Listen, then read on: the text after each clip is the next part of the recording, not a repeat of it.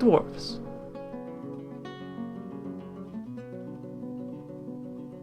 Previously, one of our forgotten friends of the caves made landfall and had itself a bit of a scuffle. Sprayed a bunch of our soldiers with mystery dust. Still no clear evidence of what, if anything, that did to any of them. And a whole new creature arrived, and yes, Gosmer there.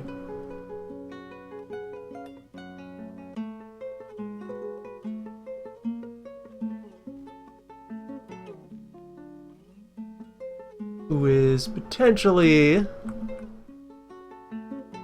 out somewhere where it could make contact with our other beast.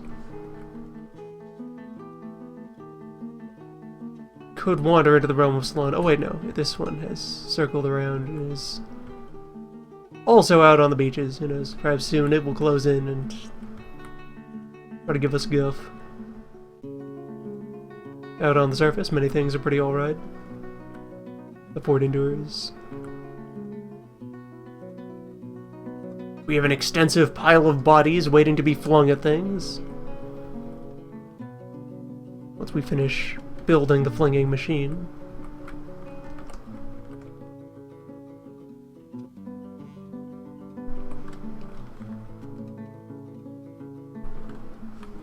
Down here in the depths, the magma system is continuing to operate as designed and gradually deliver the red stuff up to our working level. Although there's not yet enough of it there to actually power the machinery. Inevitably, it will come.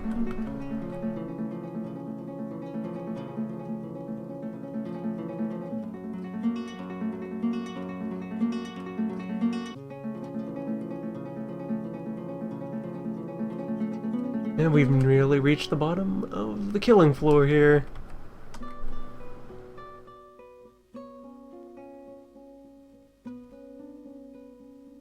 Good stuff.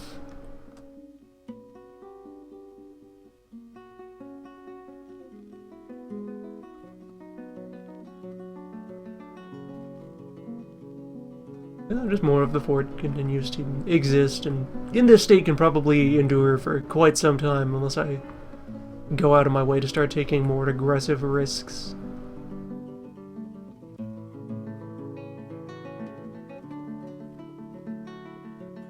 Speaking of, also, our goodly vampire Duke managed to get a couple of regular bits of work done. As he continues to gradually smooth his prison. He will at some point decide that he is willing to actually prepare the one lump of charcoal that he will need in order to get his personal smelter and forge started.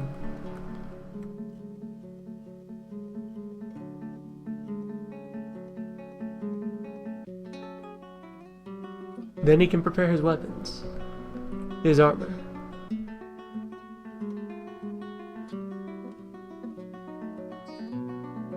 Then dedicate eternity to perfecting the fighting arts.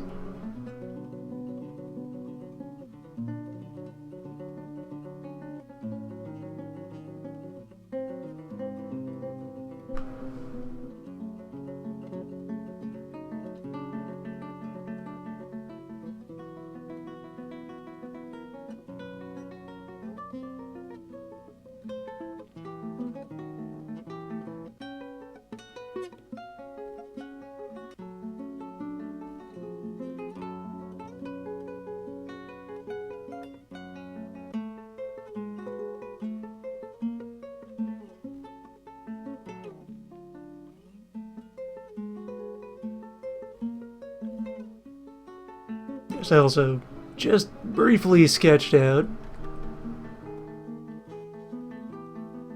a little bit of the space where I could consider establishing the eventual, more powerful magma transport system.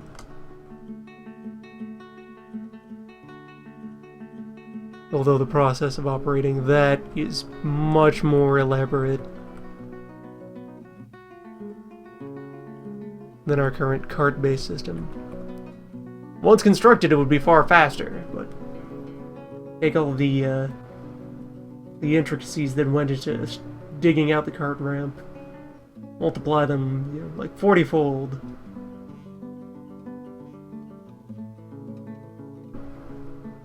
It's quite the task. And operating a magma pump step is also even more murderous on the frame rate. And this board, having reached a fair degree of size and maturity, is already grinding along at 17.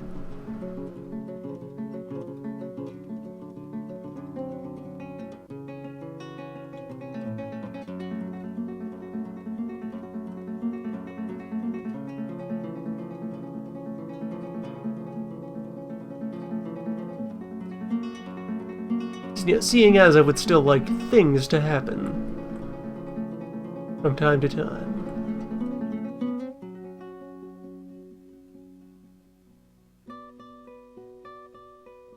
Let things go as they are.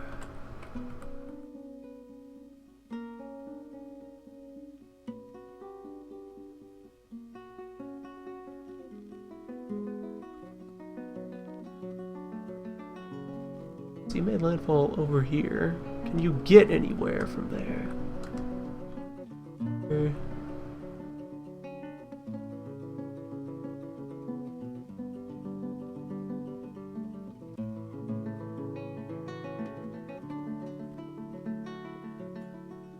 You would have access to this had I not blocked it off earlier when we contained other monsters.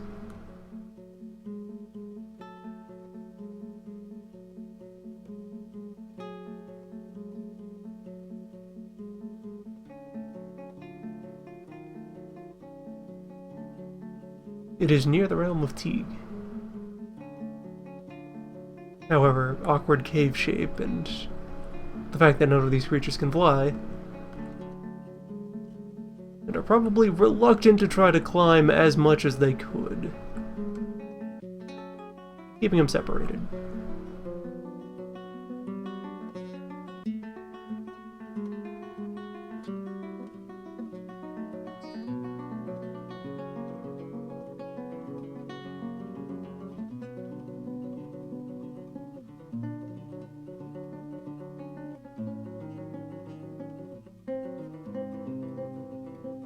You know what? Nobody goes fishing down here right now. I could just as well shut down the beach.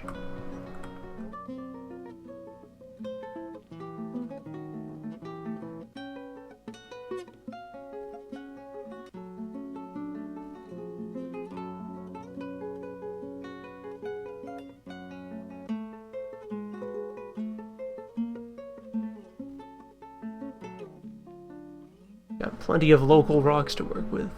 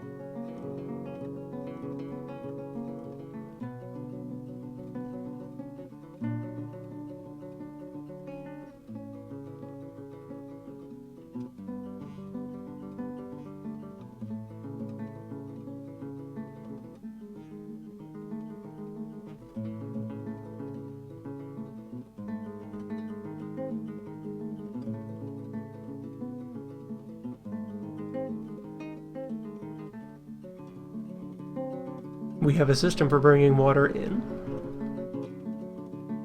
And now we just need one for keeping monsters out.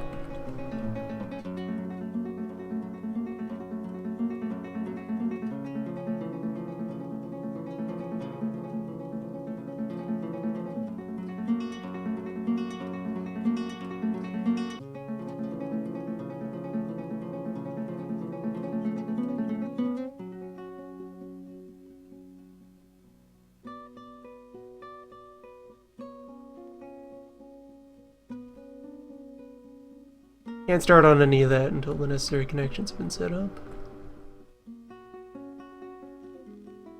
But folks, we'll get on that.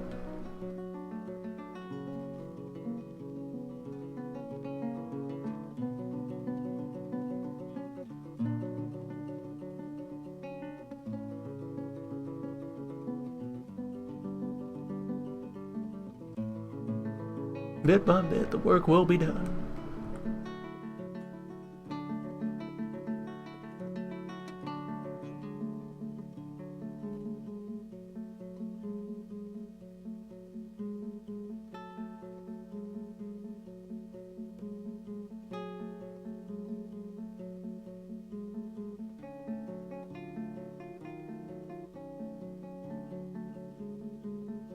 We got a lot of stuff that's just sitting around in here.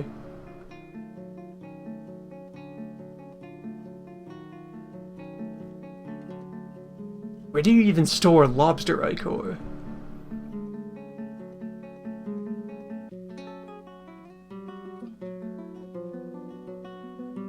What categorizes such a substance? Oh yeah, one of the water wheels got put in. And it will not function that way. I do need to hollow out space. Alright. So at a spot like up here.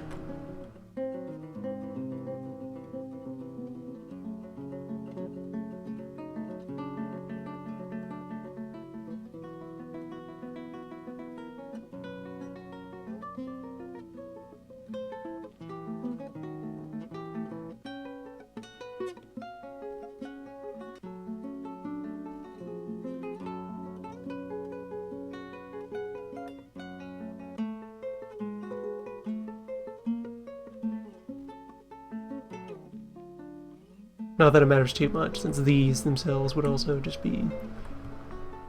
That's eyeballing out where I would put the systems to power the magma pumps, if I so choose to implement them.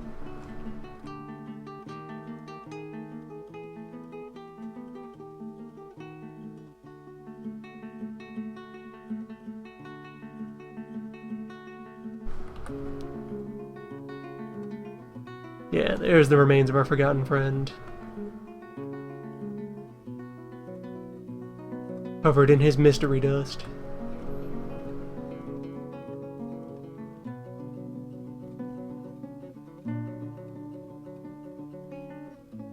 Maybe all my mysterious wounded dogs are just old.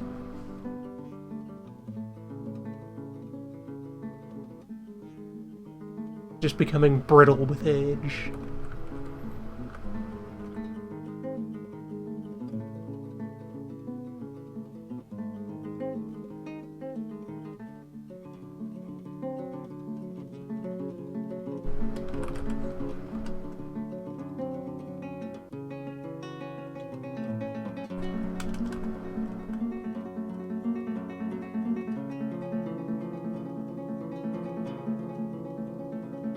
Right, glass doors are called portals. Take some of those.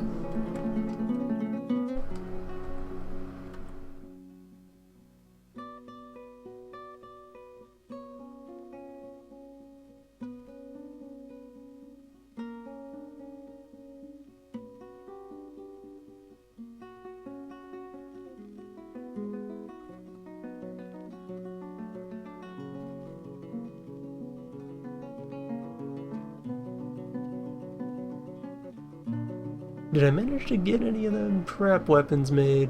Some. They are mostly a Glassworks backlog, a sizable one.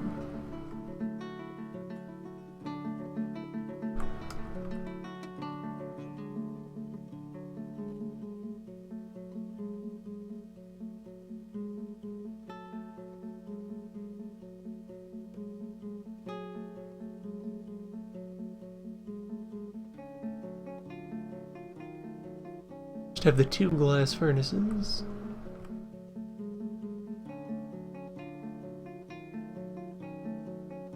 Perhaps I should define more.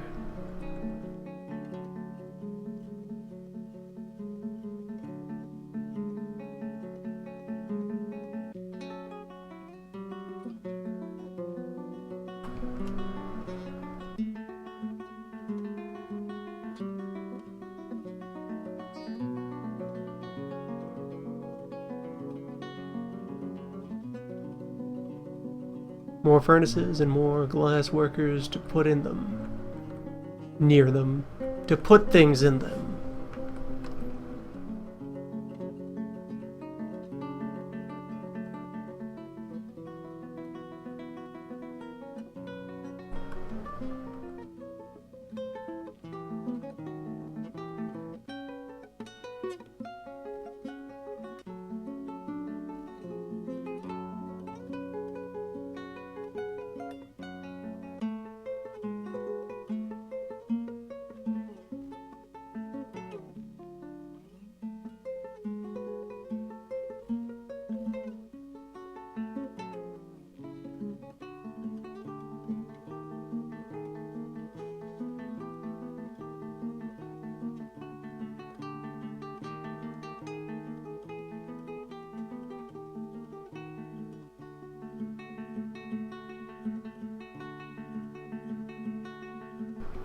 Our idler count remains quite low.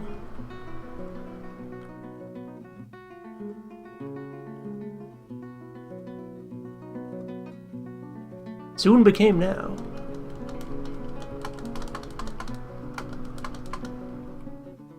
Time to haul.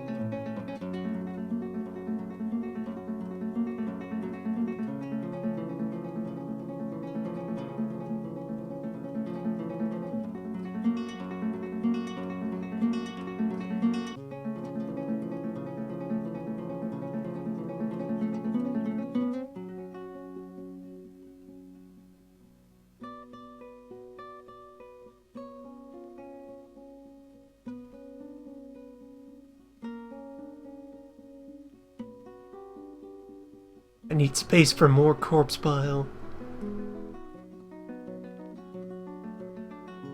Actually, in here would be just fine for that.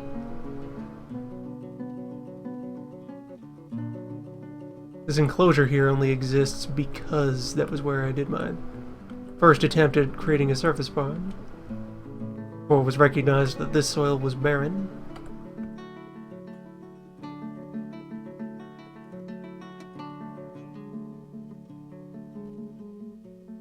Just open up some healthy gaps.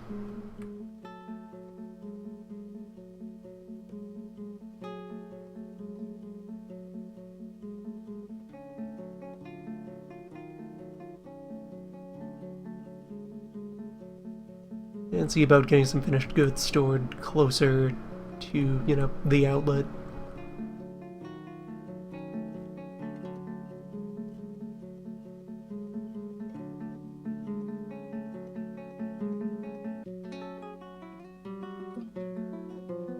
Oh yes, I also picked up that the missing link in our book having efforts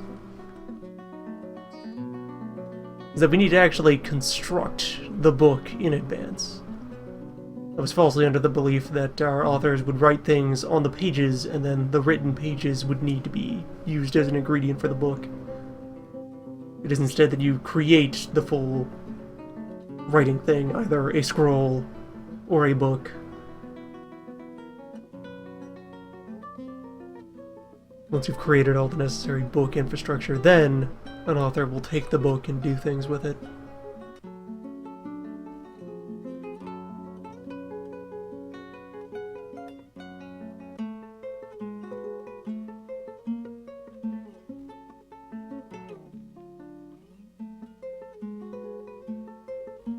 Let's make books.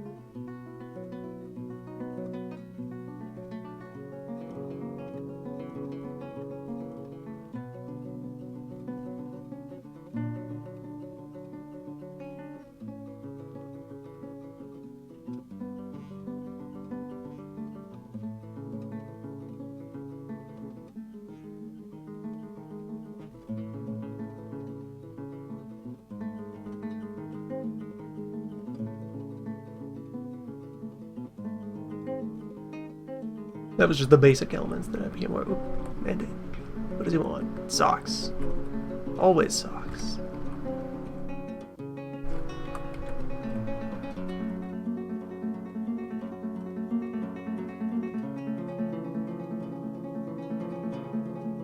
I think I have a standing order for a lot of socks.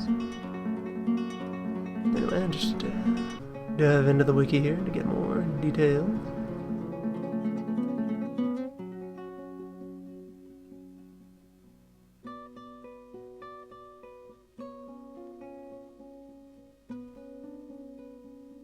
A completed book is made of a quire, some thread, and a book binding.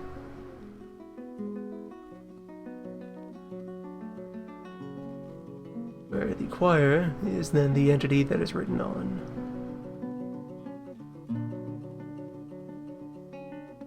Make one of those out of sheets.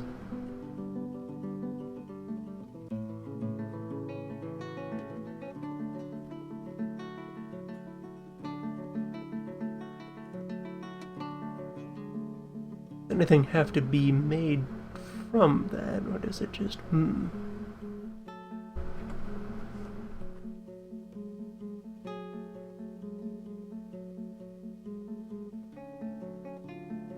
Let's find out.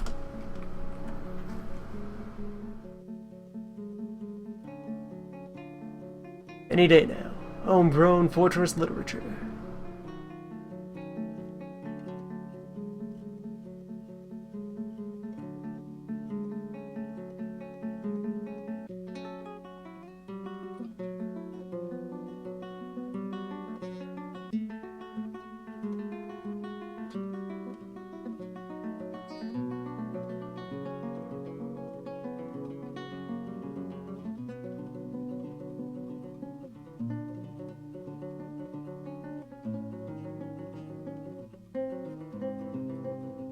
Get the impression we need more craft shops.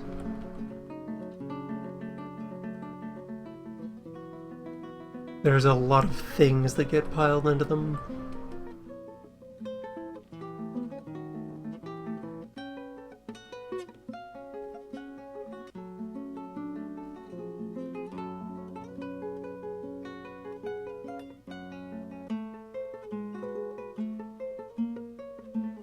And as far as I can see from a little bit of cursory reading here, the number of pages that end up in the book as an entity don't really, correspond to how many material sheets went into the creating of it. A sheet becomes a thing becomes a book.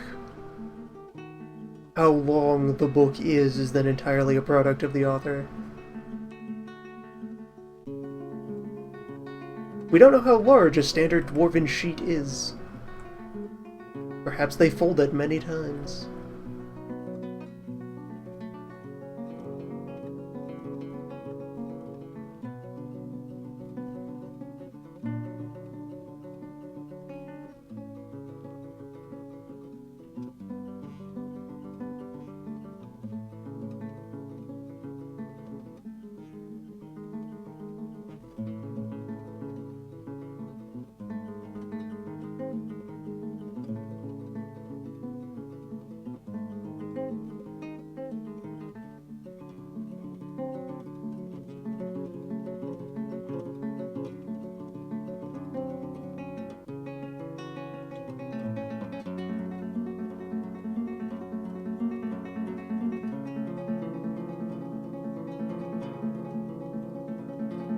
The leather of forgotten beasts.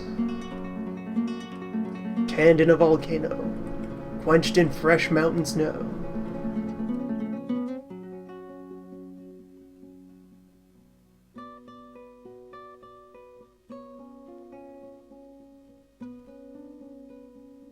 Perhaps what dwarves call a page, we would call a verse, or chapter, or other such, textual segment of information. Some kind of show going on. The dance.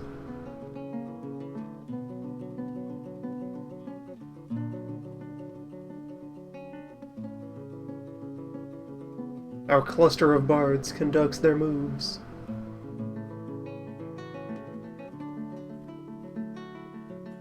What's going on over here? A bard. And a spear dwarf. Who are just, socializing. On top of each other.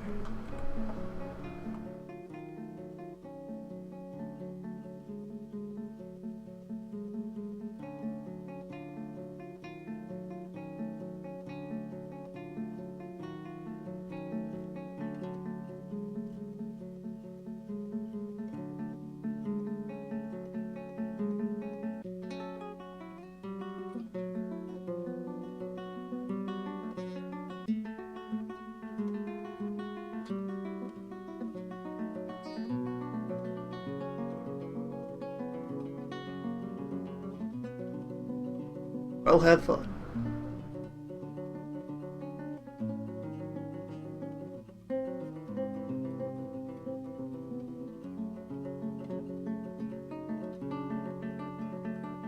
The Gorlak continues to wander, and our spider remains bored. Who knows, maybe it's not bored.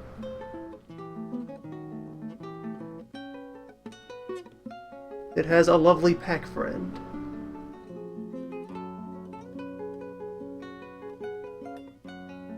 Who is now wandering off.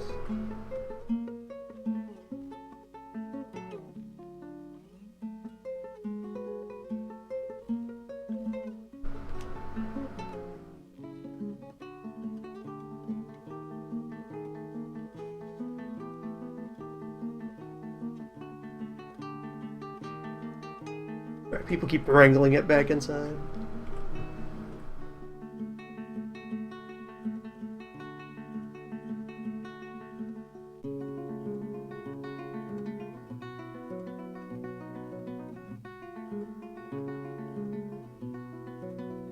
Yeah, I'd have to actually properly lock the doors in order to prevent it from wandering off, if that's what I felt like doing.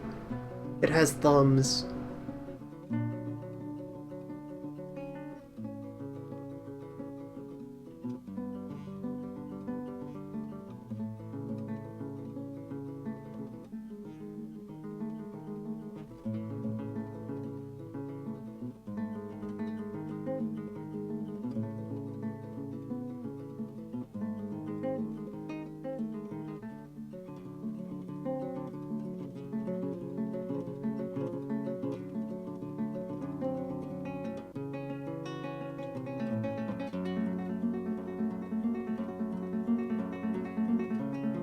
How are things going at the cave entrance? The work of securing the beach.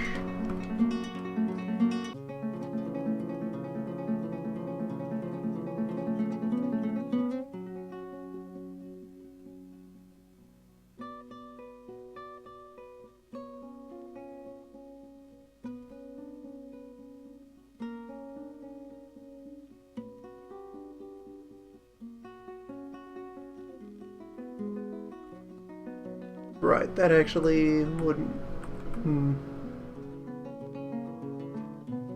Unless then... Yeah, if I roll this back instead.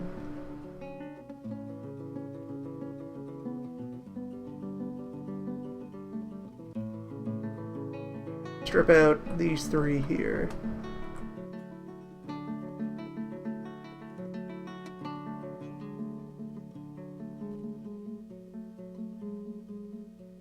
Four.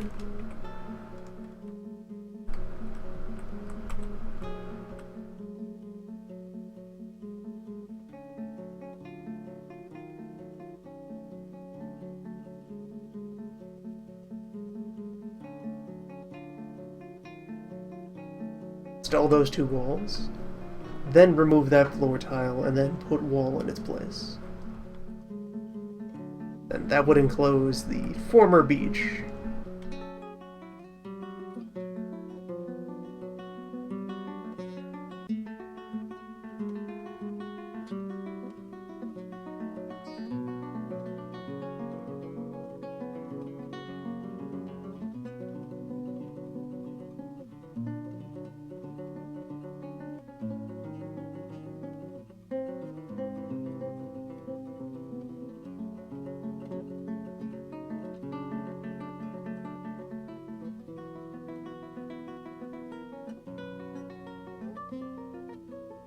Though really, playing it safe with fortifications is a little bit cheating, to some degree.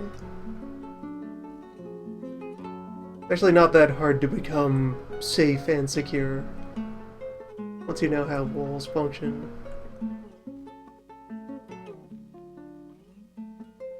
At which point, once you're too good at fortifying, you're kind of opting out of the fun. Capital F fun. The antics. The shenanigans.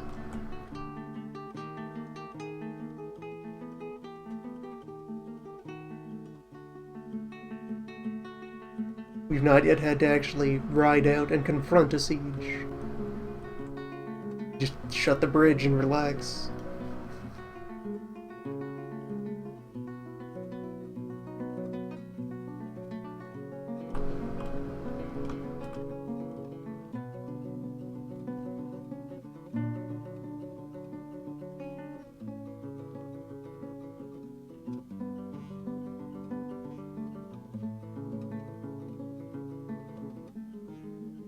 Alright, there's the last of that track.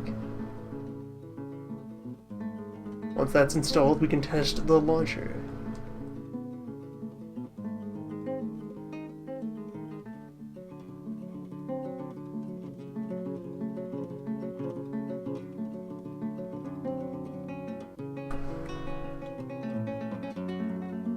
Last I was aware of conventional siege weapons like ballistae did not understand how to aim up or down, or fire indirectly, or otherwise do things you'd expect of a siege weapon.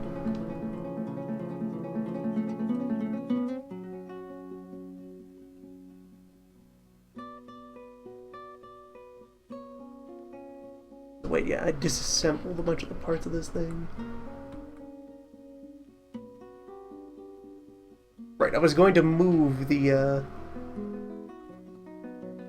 end of it back so I had a bit more control over how it operated.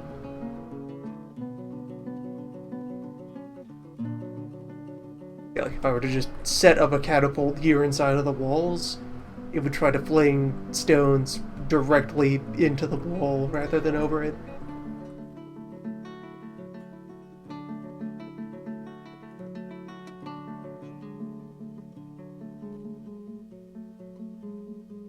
Whereas if I set one up, like, inside of this hill, might be able to do some good.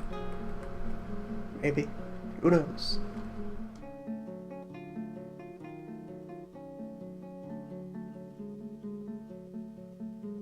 Alright, so we have a track just south, say, up here.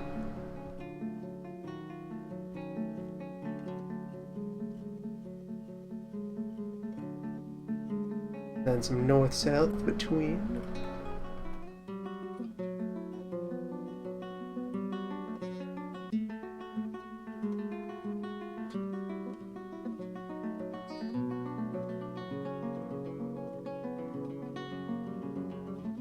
Because then what I can do is I put the rollers a little higher up, like, no, not a kennel, give me just a regular cursor.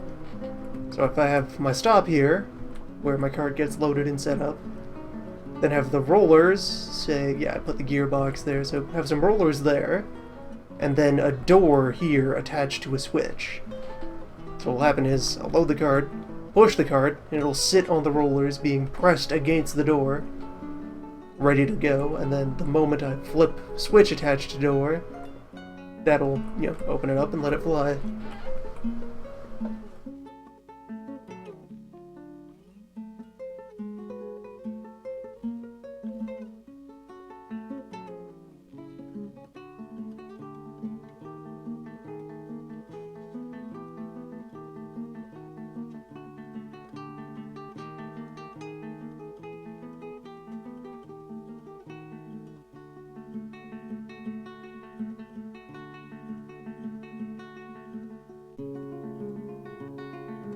It is sort of a drawback of the Dorfs in general, but, well, we'll generate all manner of stories by way of, you know, allowing for shenanigans to occur. Actually carrying out those stories, it takes a while. freedom and the power to do all sorts of things with the engine. Eventually.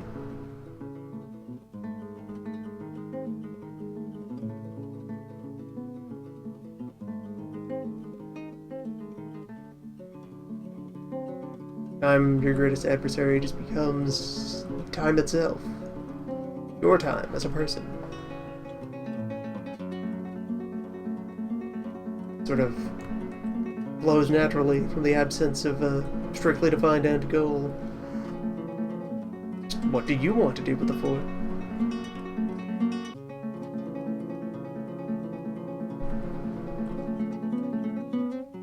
It ends when you say it does.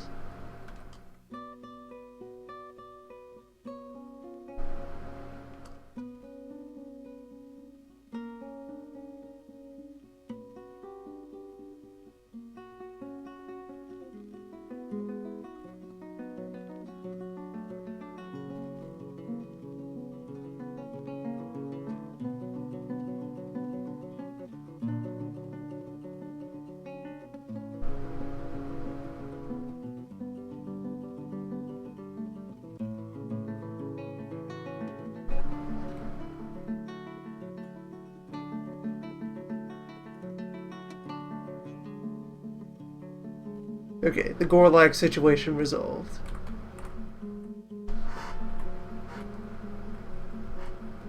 Well, Spider, now you have some nice ooze to play with. Look at that gunk. That used to be a thing. Now it's not.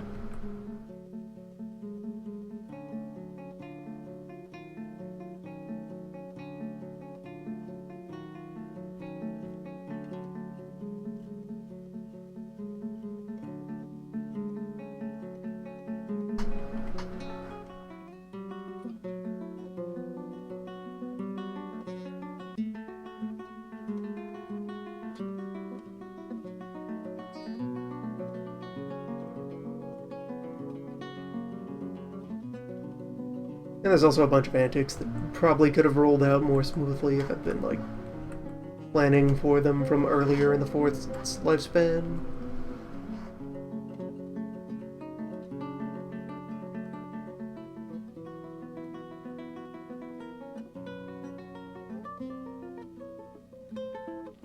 Putting some legwork in for them after another dead dog.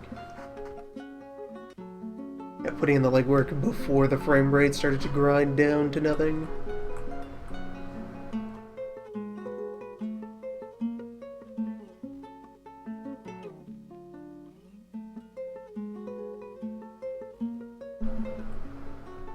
This poor turkey skeleton.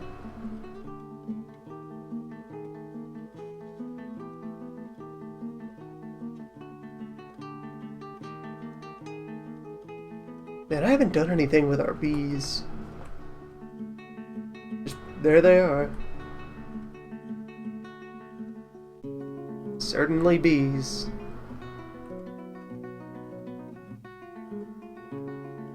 $100,000 bees.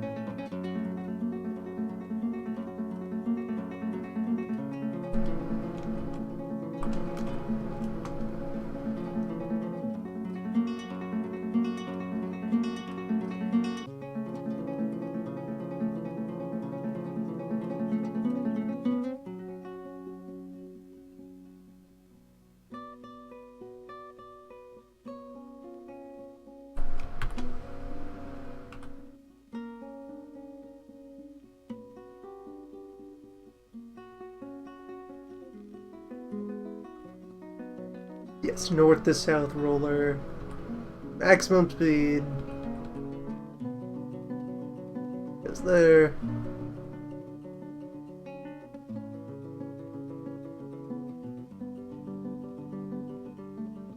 And then I'll just need an axis.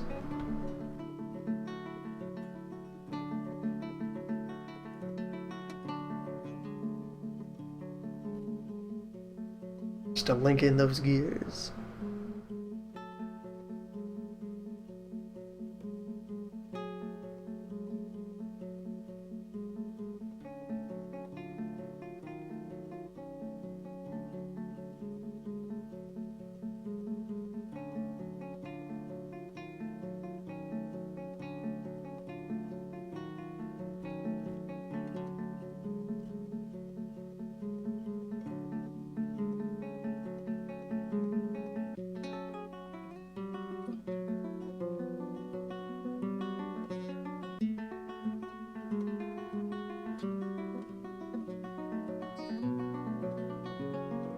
Anyway, what I suppose I'm sort of generally mumbling towards here.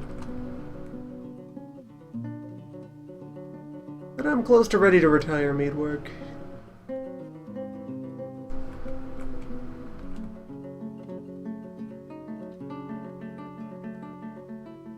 Barring any sort of particular inspiration striking me, it's mostly served its purpose of just being a fort. That old Doug built up, Dracula a little, fought some strange beasts, tamed magma.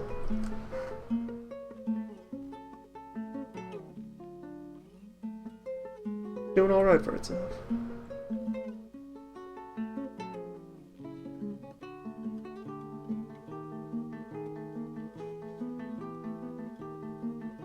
Some contraptions were attempted and explained. Others left open to the imagination.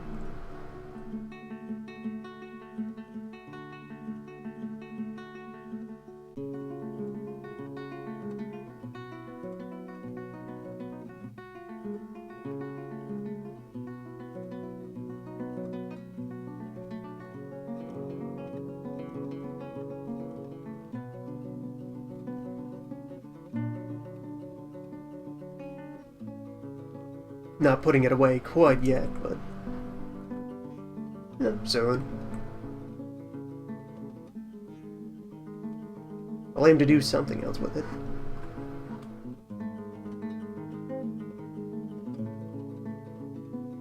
I could go deeper.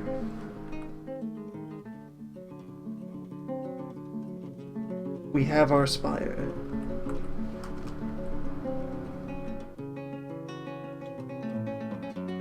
Our good friend, the spire.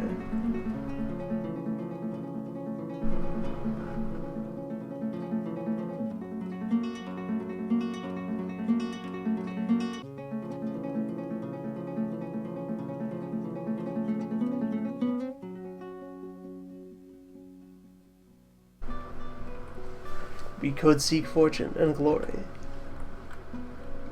in the depths. Yeah, I never really bothered to make anything out of my adamantine, I just have it around. As the Starker wafers.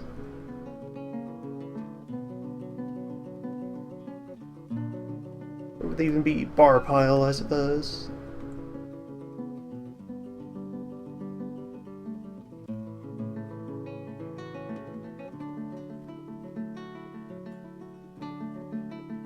Only 6 wafers available at the moment. Guess it's a job that's really getting held up by other stuff. How many strands do I have?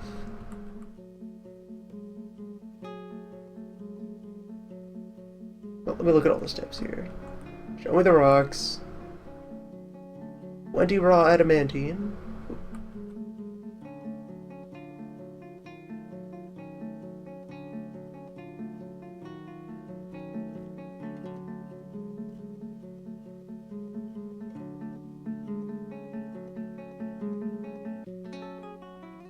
So then, thread.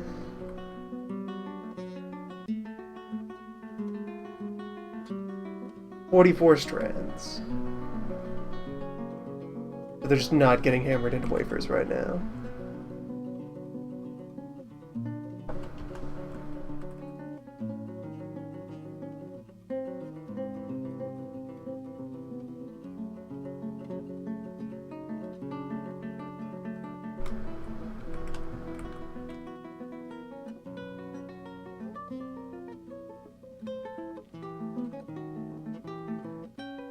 press our luck.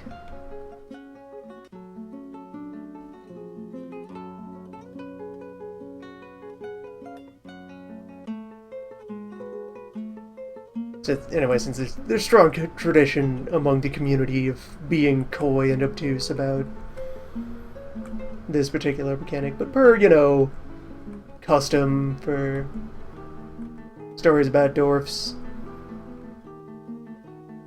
here in the fortress you have, ever wading deeper and deeper below the fortress, more and more ominous things that could be unearthed if you get too greedy, too deep. And the presence of the adamantine is the sign that you are about to encounter the most powerful of those risks.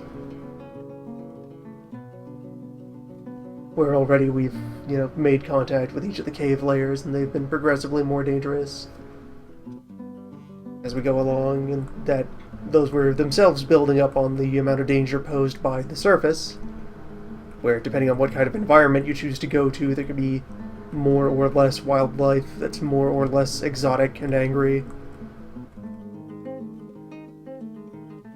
It all makes its way down to this.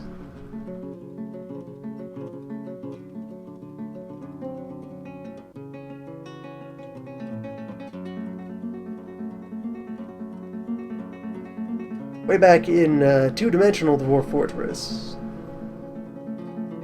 if you dug out any of the adamantine at all, that actually started a timer to just inevitable death of the fortress by something falling out of the depths, and then that would just serve as your endpoint.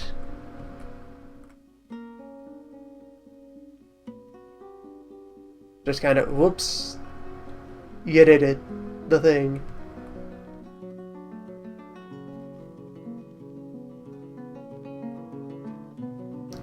Your greed, your hubris.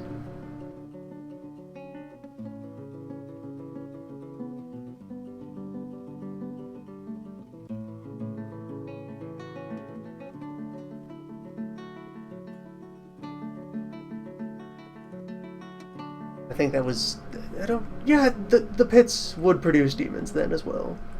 So that was in addition to there's yet more danger that you need to fight off.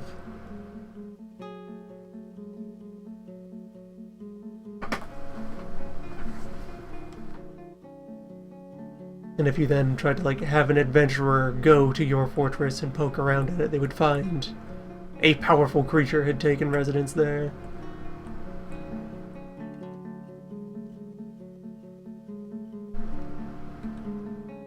After the shift to 3D, things got different.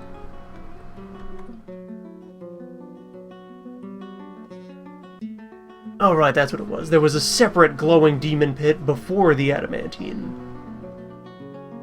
Back in 2D. You had a standard set of terrain features that would occur at various distances into the mountain. You would hit, you had regular river outside, then you would find cave river, then chasm, then magma river, then hell pit.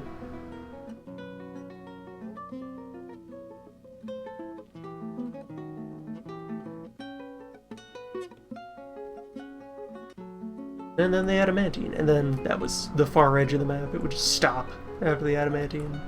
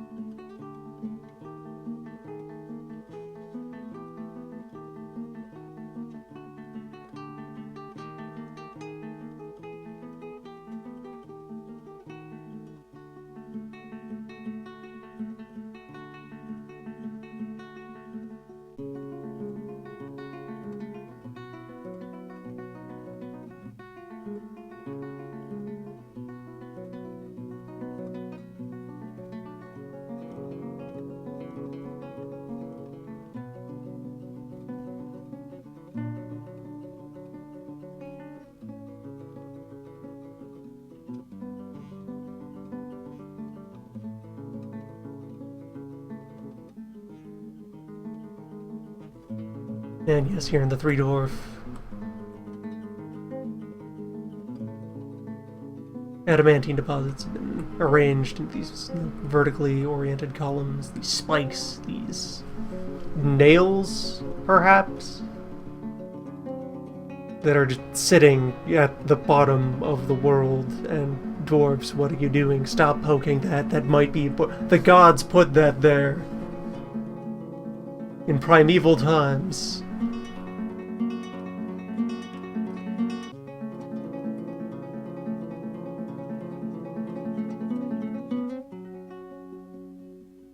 Your pesky, curious dwarves gnawing at the roots of the world.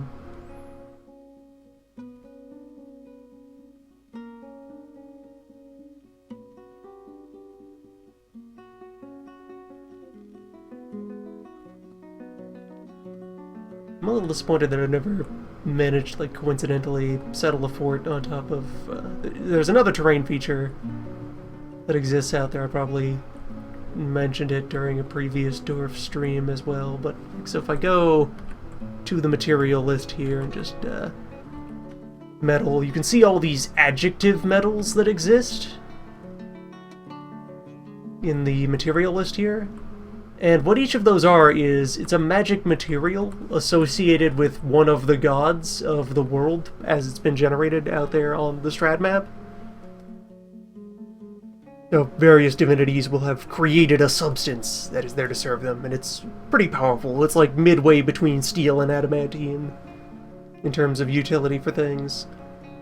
And out there in the world, there will be vaults full of this stuff, guarded by the servants of whichever god created that metal. So it'll just be a cave, and it'll be full of demons, or angels, and treasure. It's a thing adventurers can go after and bumble into, but at present, largely beyond the reach of a fortress.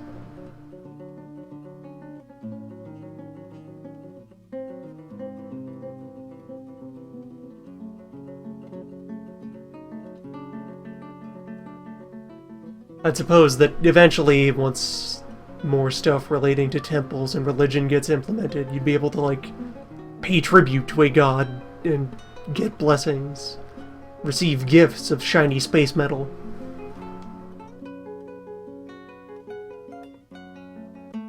Just, oh, our poor, horrible, cursed fortress, which does not have any good regular metals. Someone do something relating to metal.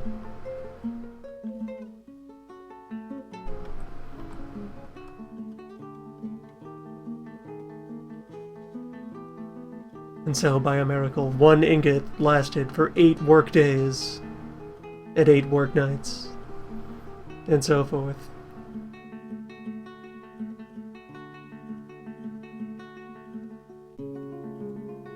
One of these days, Dwarf Fort will have wizards. Like, player interactable wizards. What if dwarves tried to magic?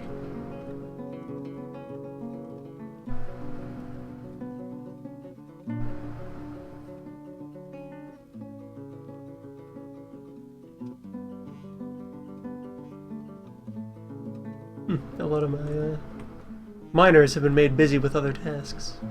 Delaying the inevitable. Good.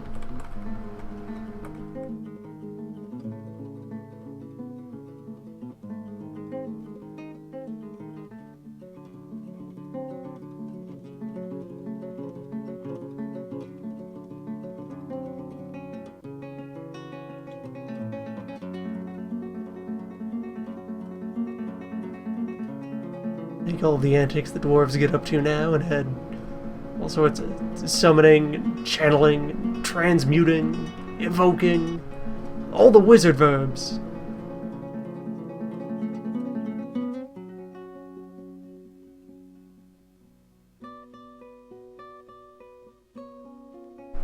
We lock our Dracula away in his, secluded cavern.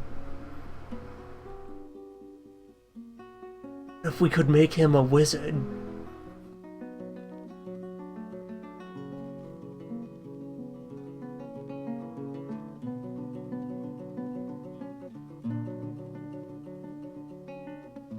Have any of my bookmaking materials been worked on?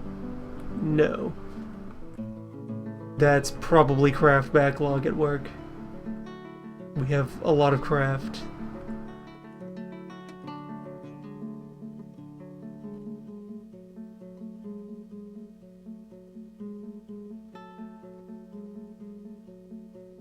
And not a lot of carpentry.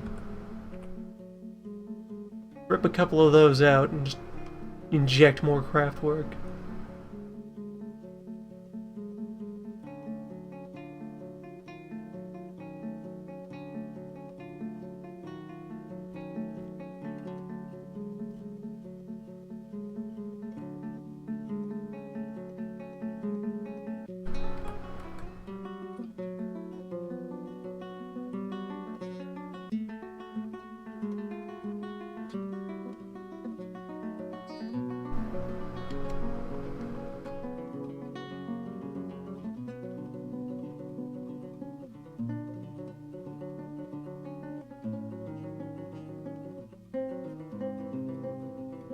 What's that beast up to?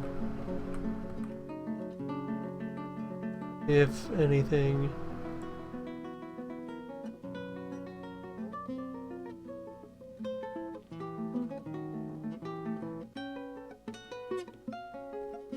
Is it just...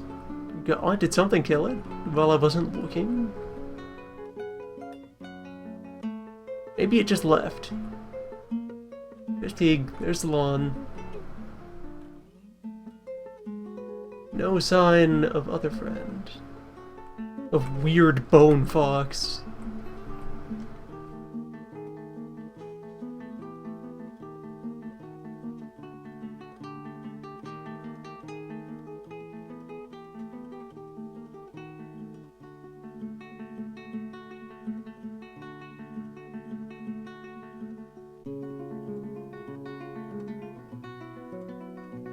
Could it have come ashore? Well, wait, hold on. Is there a combat log for it?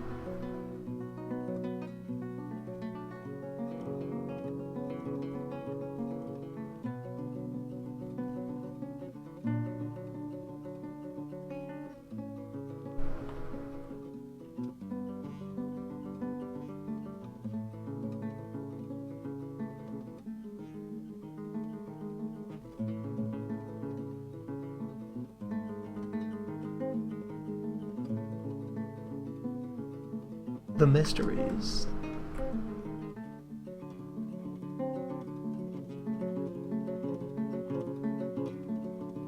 May have to carve an investigative slab.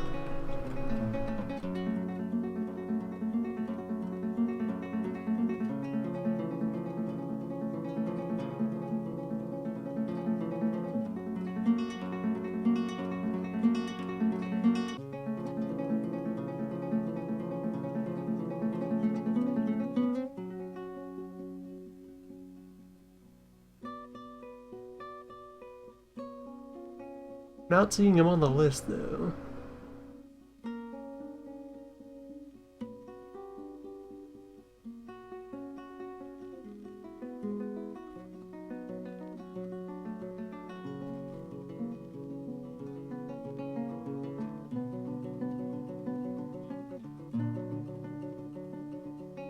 Maybe it left. Just got bored and wandered off.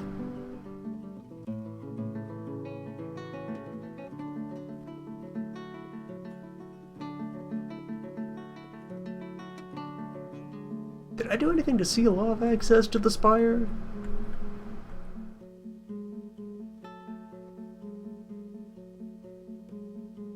Nope, it's just open.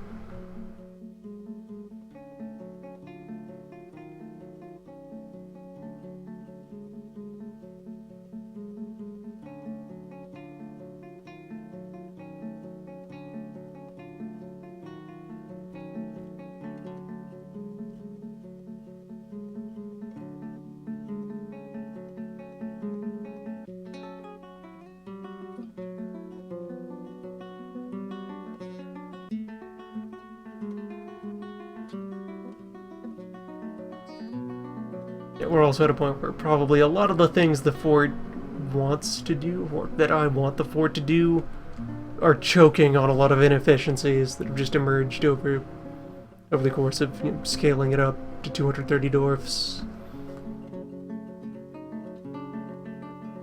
But I simply do not feel like diving in there and micromanaging too much.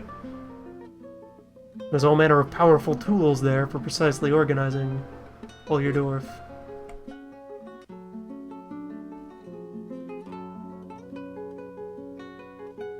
But they are far from user-friendly.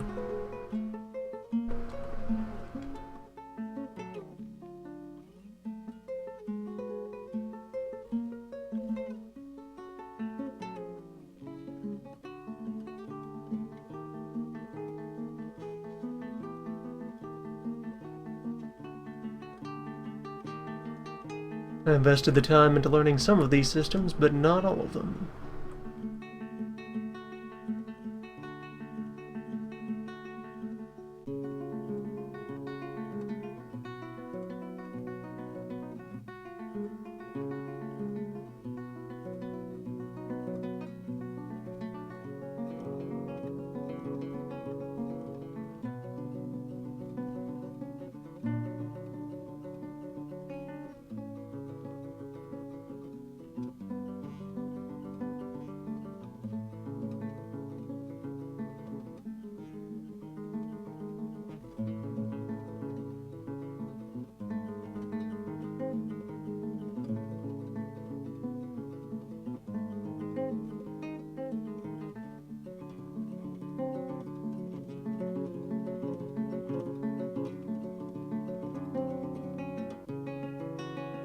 Yep, food supplies are all nice and comfortable. Outlandish quantities of furniture, nicely tucked away in storage. Everyone could have their own storage box. Of both flavors. Coffer and cabinet.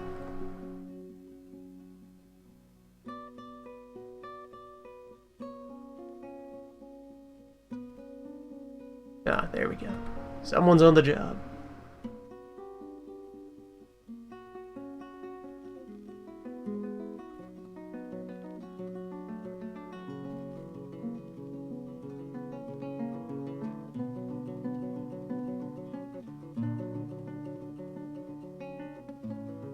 The pact is sealed.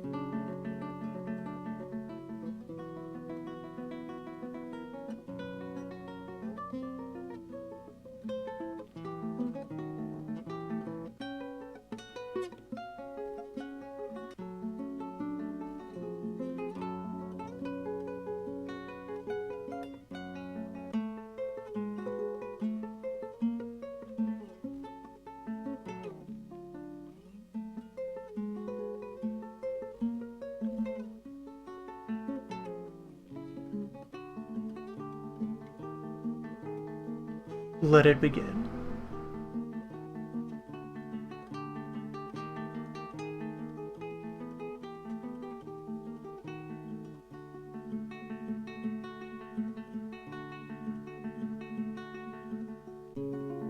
As shown by our previous interactions, you can bite quite a bit off the top of these nails without worrying.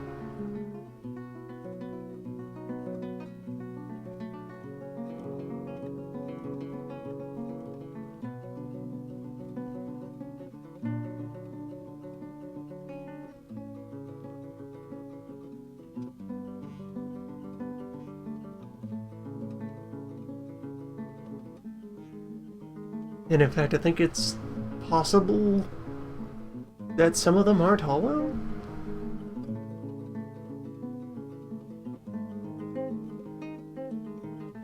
I would have to check.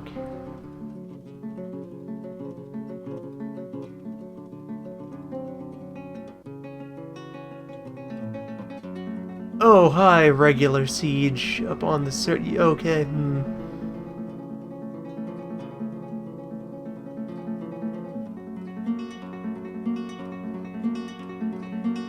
Oh, that's cute. That's quite a goblin army. How vile. How terrible. Oh boy, you sure got us going there. Mighty goblin army. Also, hold on, let me get back down to the spire.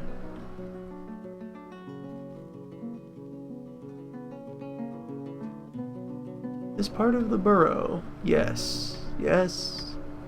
Yes. Good. Lazy burrow is quite extensive.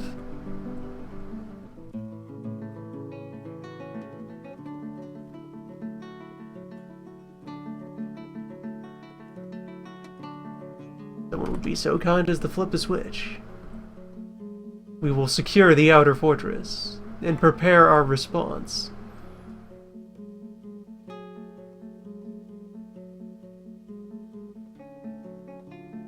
Our response is to continue digging.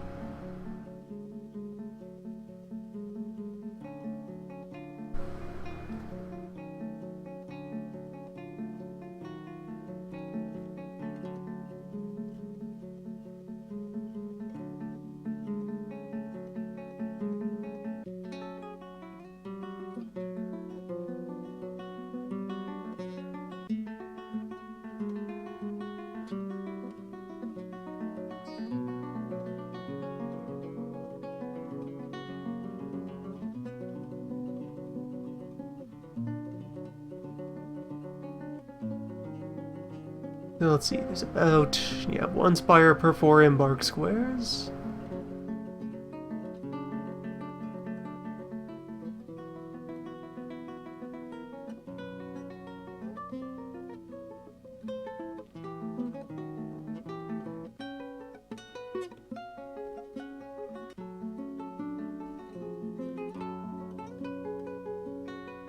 Unlike other materials, you always get a stone out of each tile of this that you mine. Other materials just have odds proportional to the skill of the miner. Produce useful material. Adamantine, 1 square, 1 rock, guaranteed.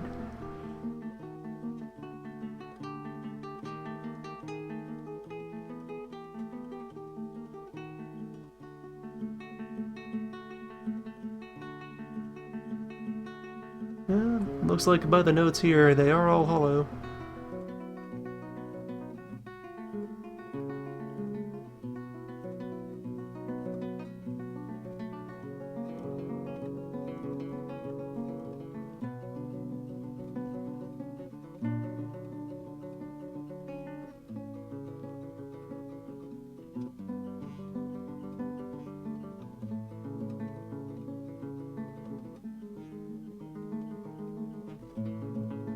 It's just a matter of finding where it widens up enough to be willing to break.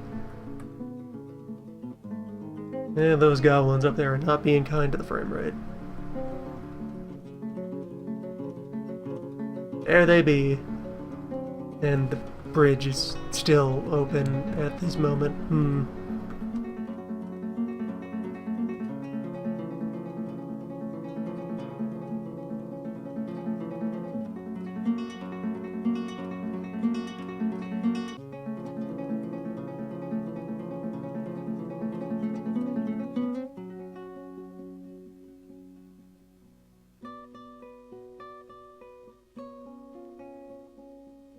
Did anyone hit the switch? I said to switch. Someone do something relating to switches.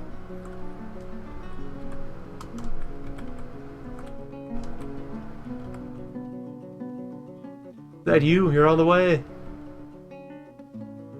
Not you who is right there? Alright, see what happens.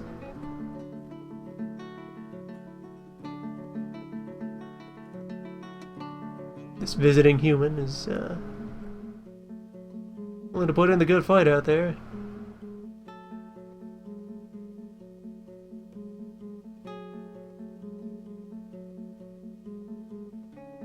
Good work, human. Delay the enemy as long as necessary.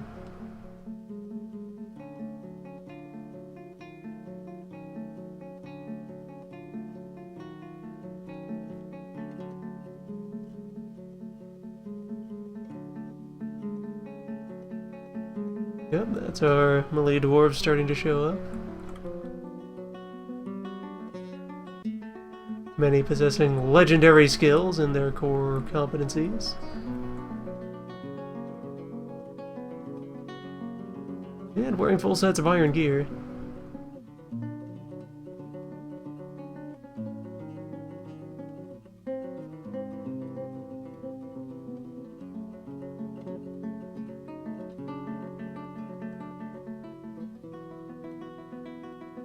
But there are a lot of gob. We will want the bridge up. Being worked on, right? Right? You're right there? You're about to... You did it? You did the thing? Switch is pulled?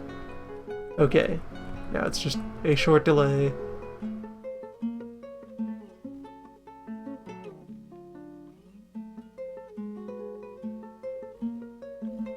Just no one stand... There we go. Fortress secure.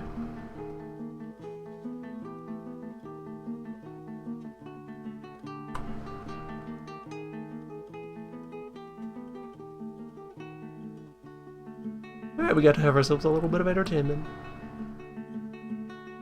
And cleared out more of our old dogs.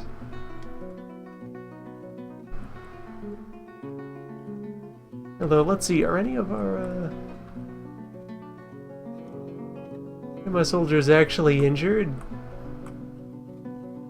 Because with a good set of armor and decent fighting skills,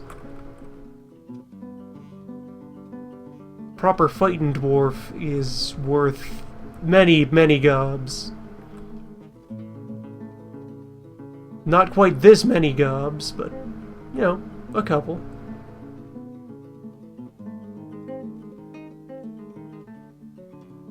Oh, they're getting antsy. Are they getting antsy? Are you all full of ideas over here? Are you trying to do something perilous? No, they've just decided to start working out over here in the corpse pile. Admirable.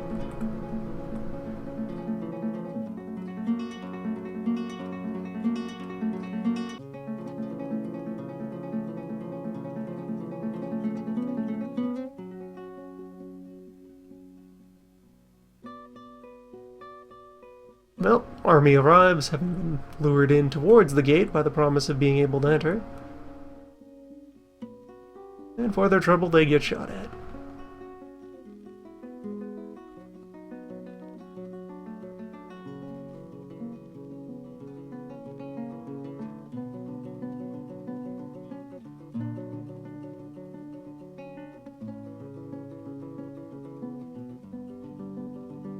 Alright, so I want to remove this.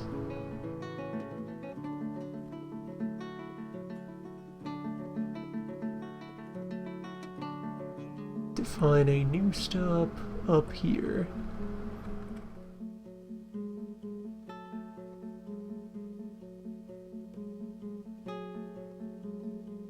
No, I didn't build a stop yet.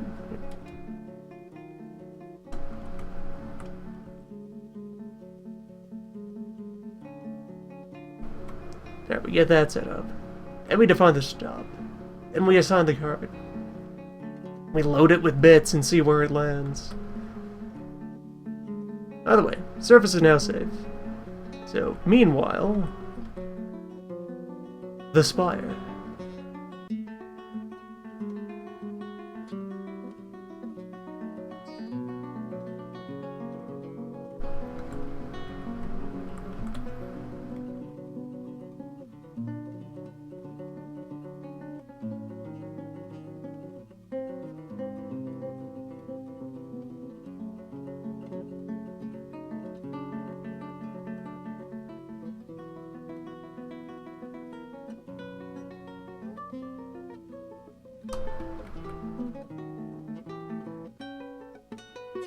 Of which looks like this layer was safe.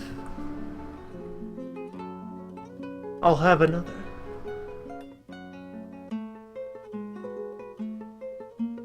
Oh yes, I also want to build another lever.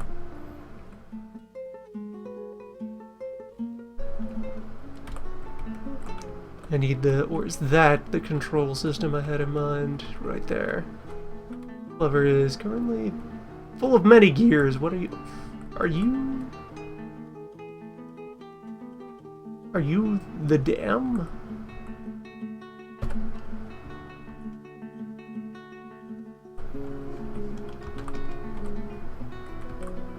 I'll install a new lever.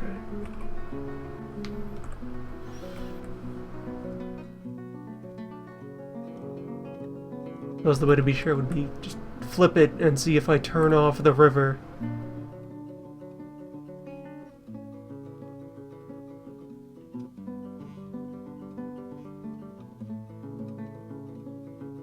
It has 4 things in it, and there's 4 gates in the dam. That's probably it.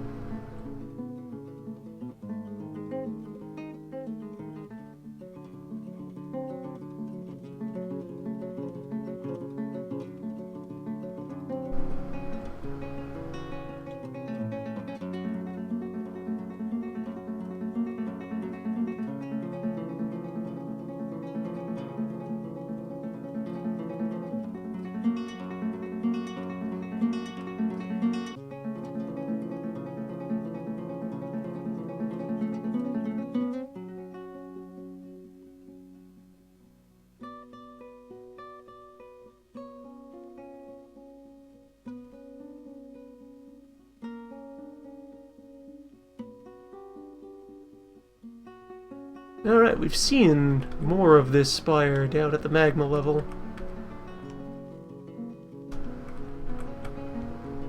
We know what it's about.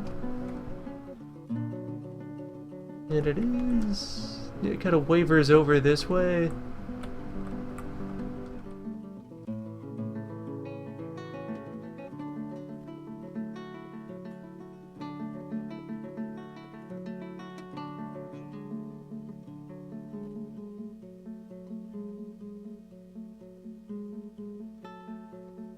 Yeah, there's some of it. There's some more. That's a target point. That's the juicy bit right there.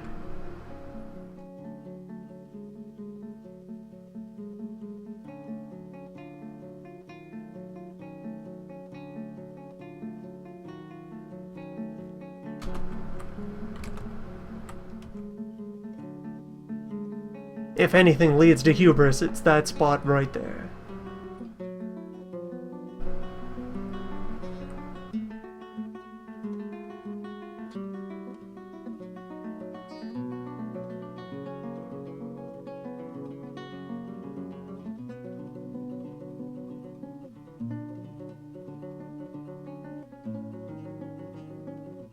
Battlefields get so colorful. All the bits. All the spray, all the residue.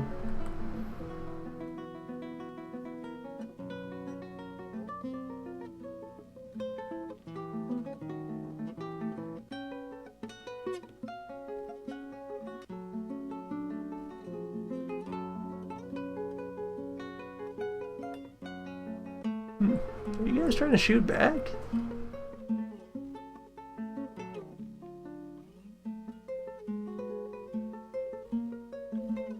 You're shooting at something. What do you got over here? just a bird. They're just frustrated by their inability to breach the fortress and have started shooting random birds. Classic goblins. Not even moving out of our line of fire to do it.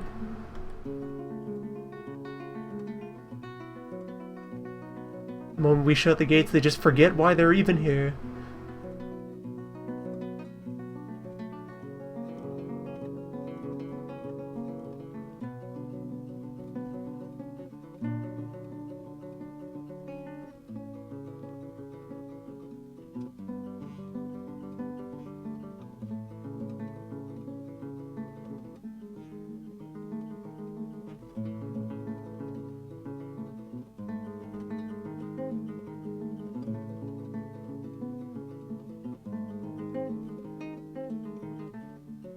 Wait, really? You're idle?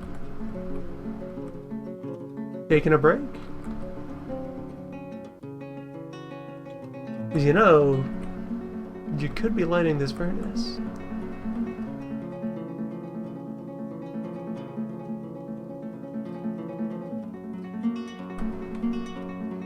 I did set you to wood burn, right? Fairly sure I'd set you to everything.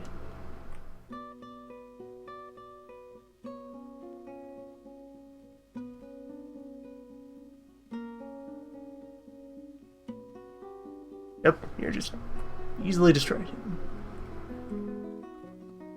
Or difficult to focus. You've been in here forever.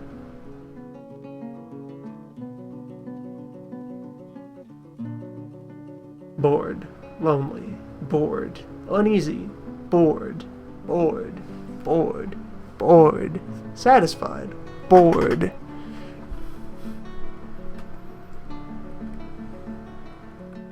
Relieved. Bored.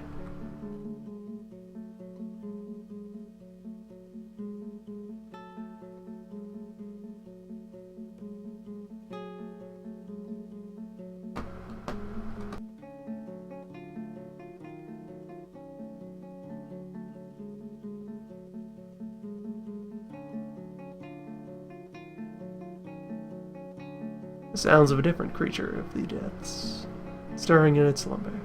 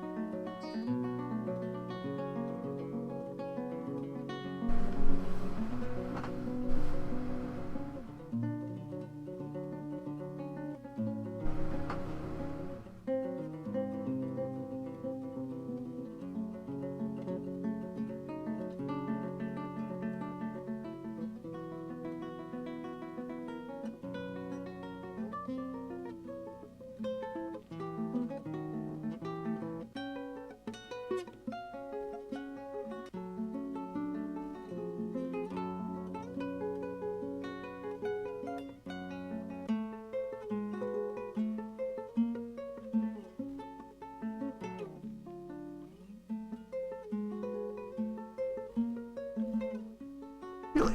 Why? Oh, all the stuff in the way, probably. Yeah, they are authorized to remove this troll corpse.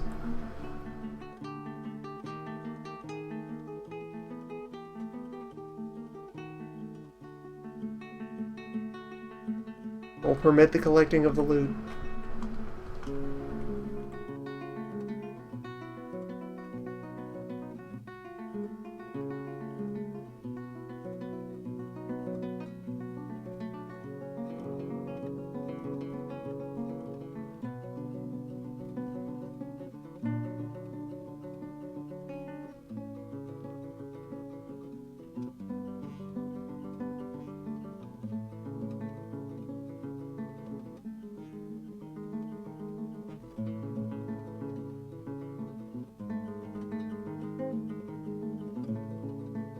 Yeah, that bit there, probably the hollow part.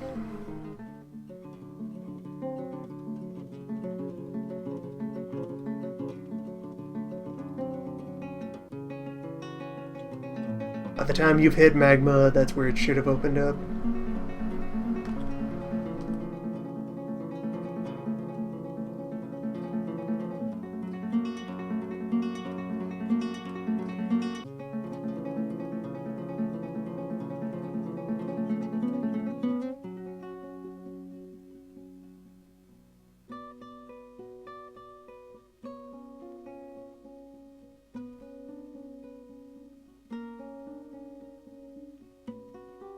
Got these idlers.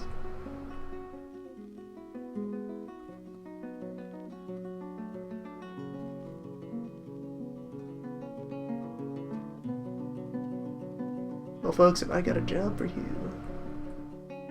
How far down does Lazy Burrow go? It might stop short of the abyss. Yeah, a bit.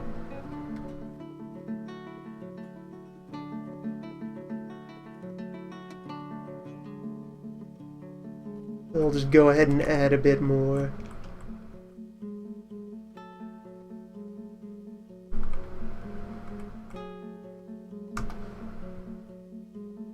Yeah, this is getting down here to the semi-molten rock. That is unmineable. That is mantle. Or like pre-mantle. These are the goo layers.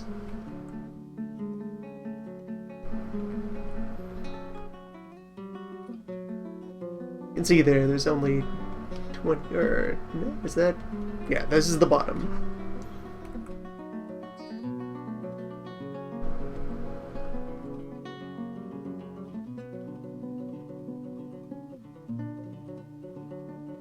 There's just 10 steps between here and the point where distance ceases to have meaning.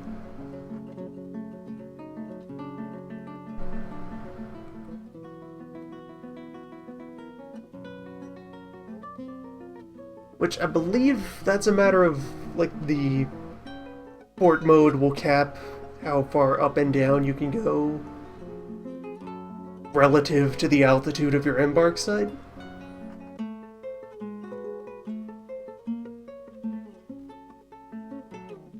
So if you set yourself up, you know, at sea level, you'll be able to get down to the actual altitude 0 floor of the Earth.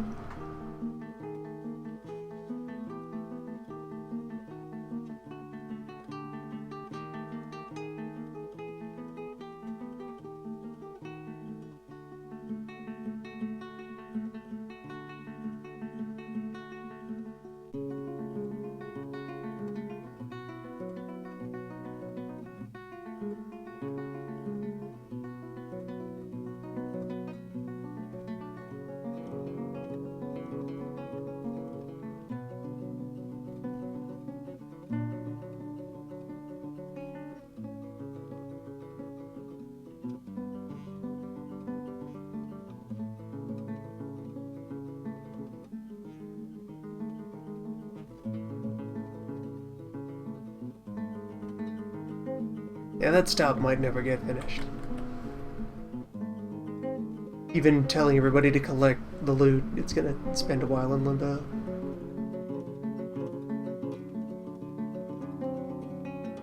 The damn miners will just work fast enough.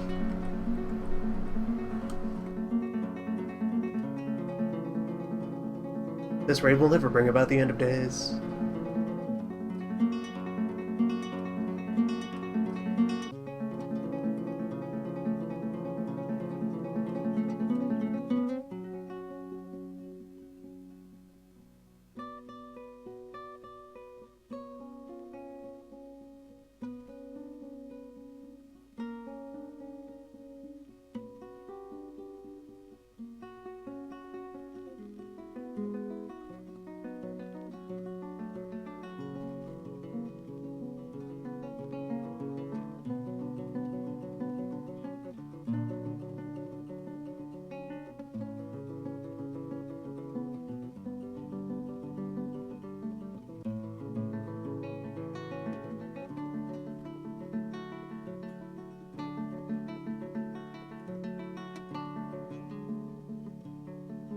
Someone is on the way to work these rocks.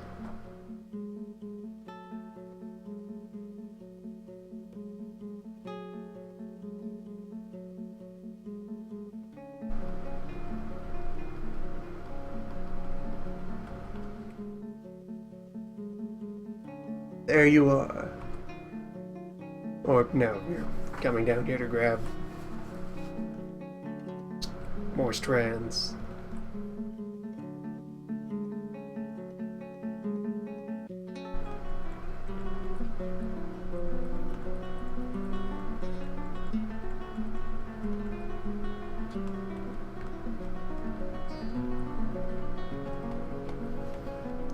Look outside of someone there.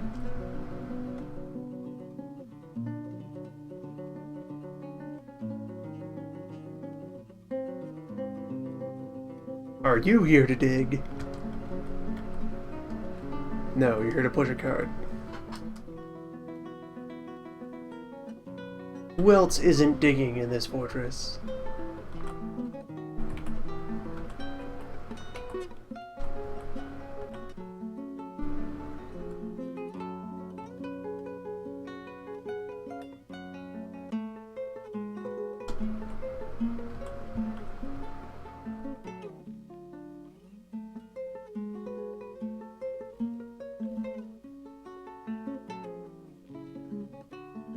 Although at this point all of my picks might be in play. How many of those have I even built? So often I made more, but then it would stop. Whips, axes, hammers, spears, maces. 28 iron picks. I should be good for some time.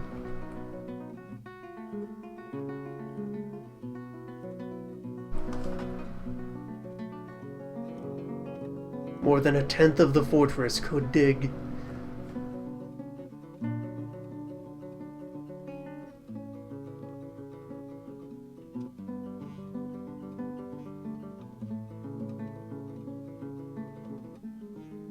How much of the sieging army is left standing right now? A fair slice. Couple pages.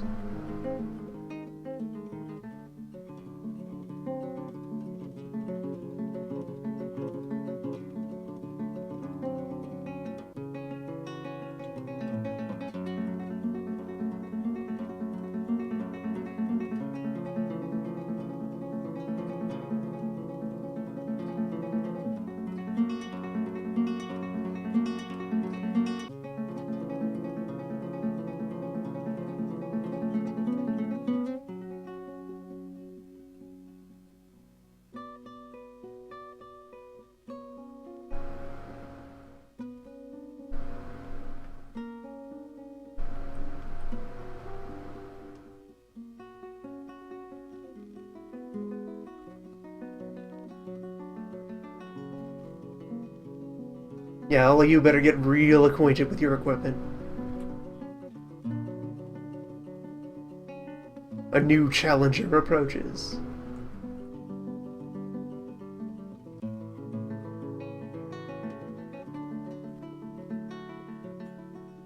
Just you wait. It'll be all kinds of battles.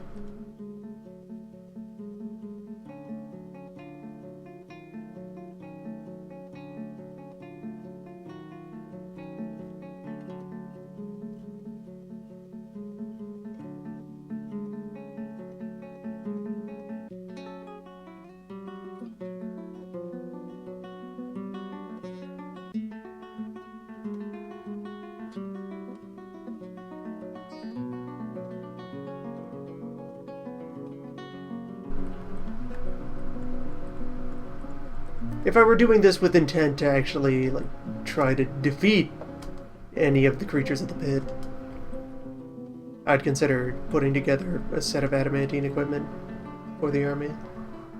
Perhaps several sets. We've managed to bite off a lot from up here. Get plenty of gear out of this.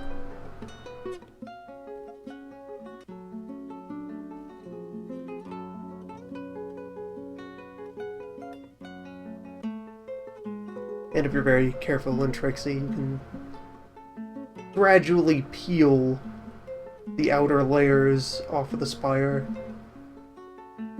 in such a way that you only remove the bits that couldn't possibly contain the column.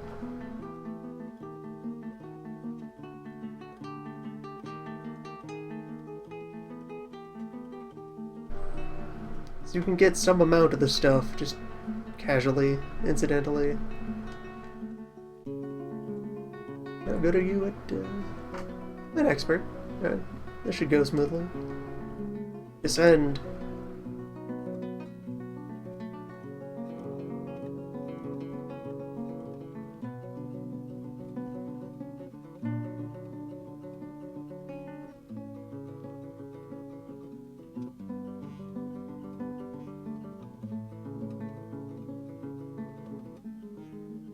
Where the key is that the hollow portion of the spire will be at least one tile that is fully enveloped in adamantine in all directions.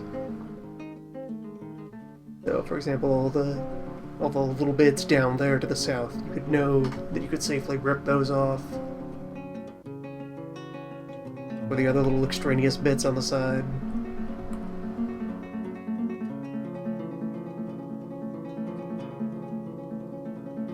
Or either of these little feet. Supposing that they were, immersed in magma. If you resolve that issue first, by whatever means, which is not as insurmountable as you might think. The key trick for that would be if I dropped water all the way down here. If I set up plumbing to just deliver from, one of the rivers or a cave lake down to here, I could solidify a bunch of the magma, dig holes in it, and then drop yet more water to solidify more magma.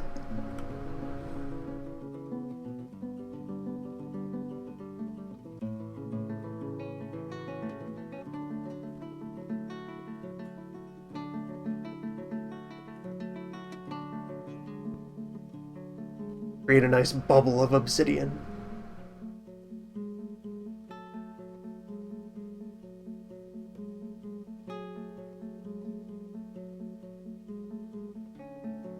Alright, so we're at the point where we change directions.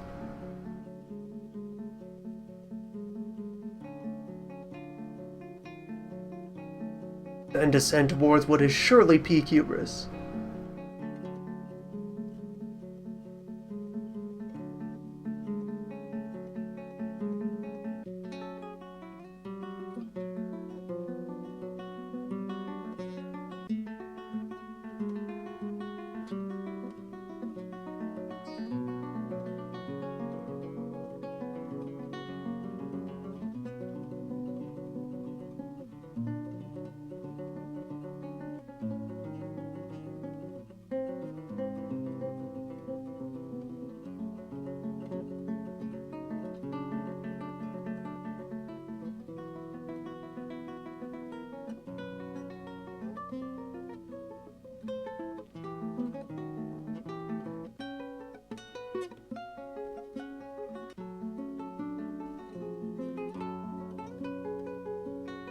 Yep, here we go. Straight to the moon.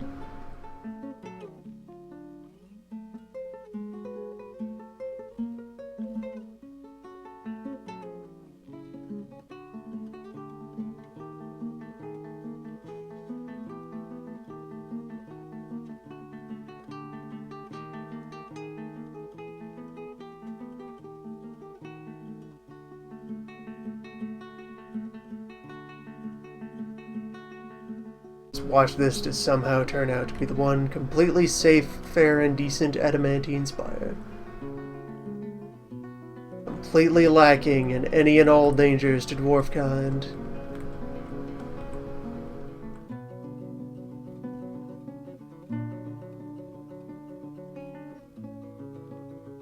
Just in case, I better mark more of this to be dug.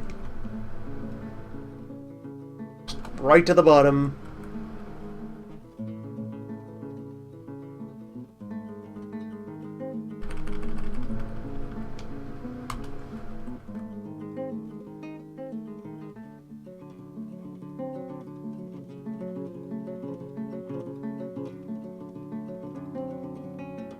I am surprised it's still solid at this point.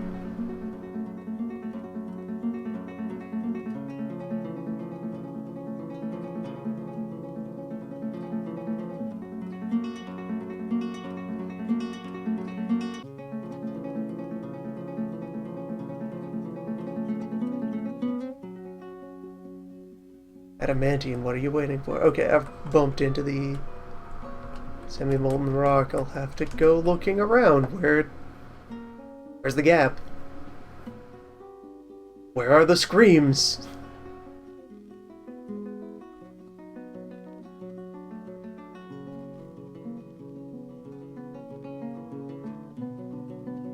I was told there'd be an unending chorus of screams.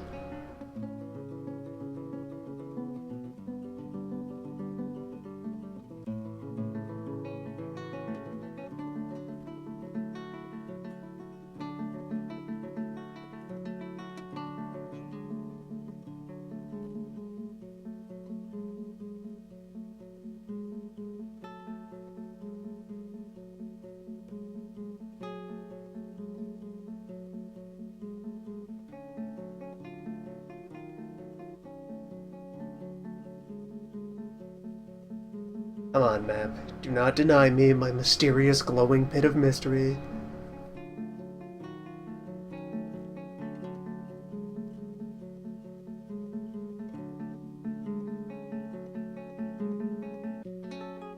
The greed of Meatwork must not be rewarded.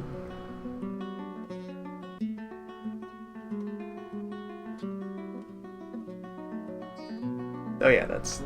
yeah, the guys in the tower are being distracted by, yeah, work.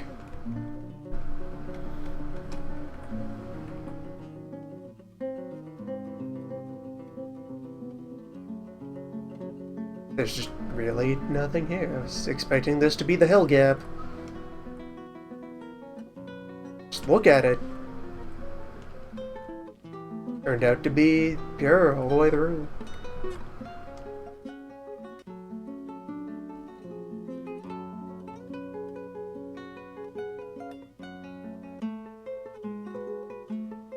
We're below the magma.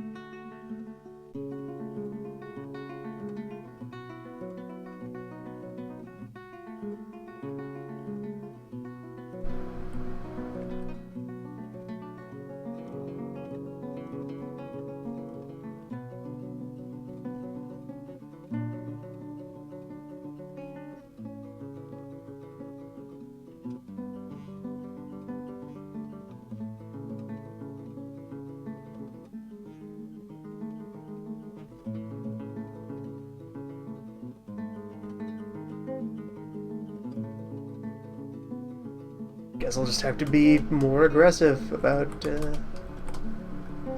working every part of the animal here.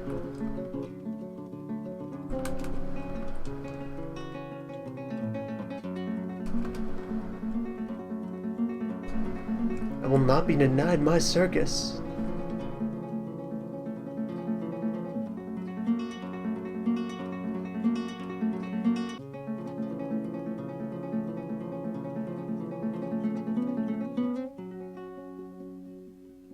In here somewhere.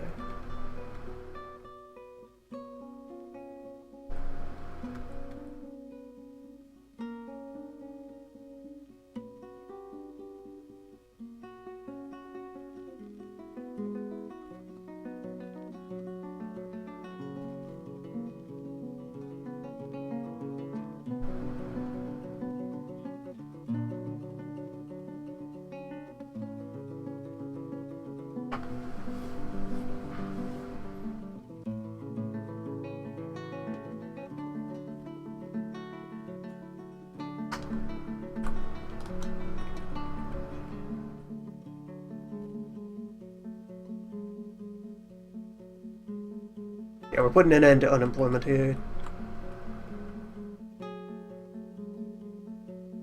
Actual doctor, please dig holes. Price of freedom is that we need you to dig a hole.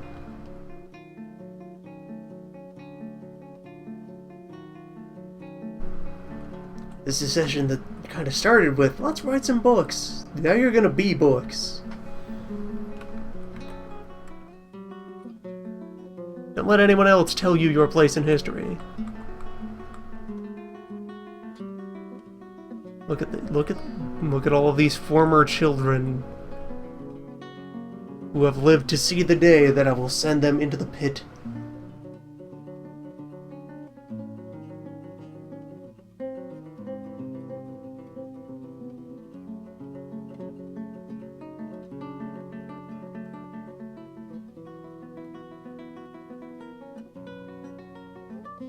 Someone taken by a moon. Well, have fun.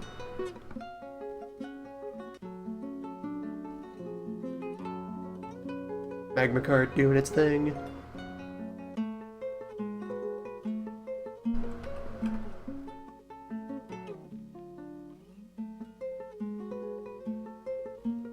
Steady as you go.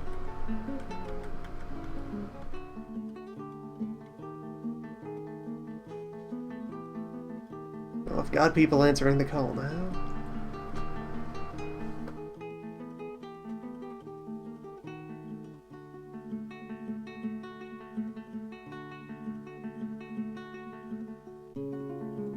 Question of when will we find it?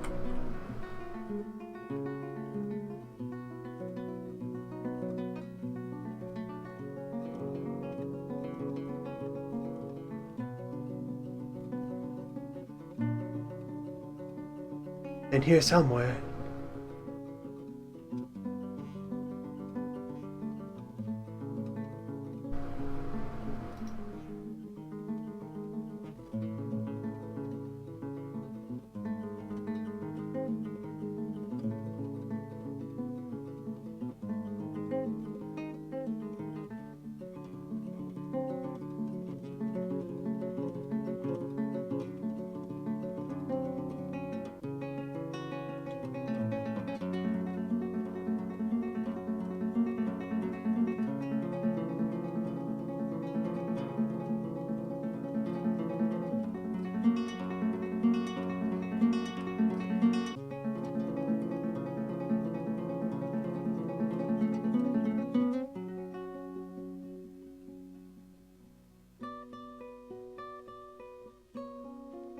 This can't be the end of it.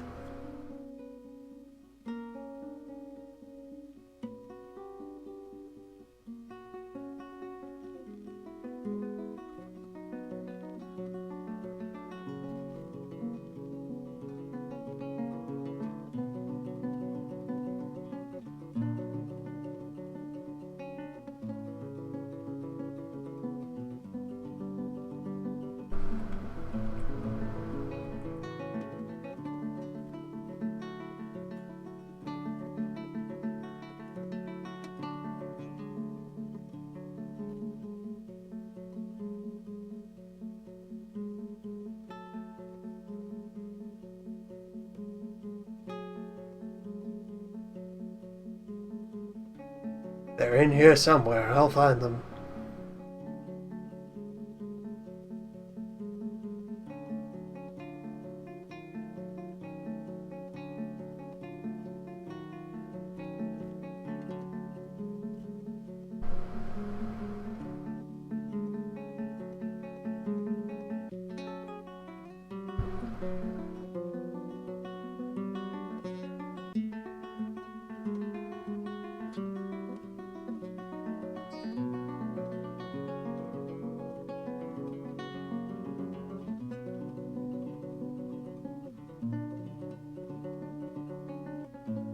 Being under siege would not prevent us from finding hell. Hell is a terrain feature. It's a cave. It will just be down here somewhere.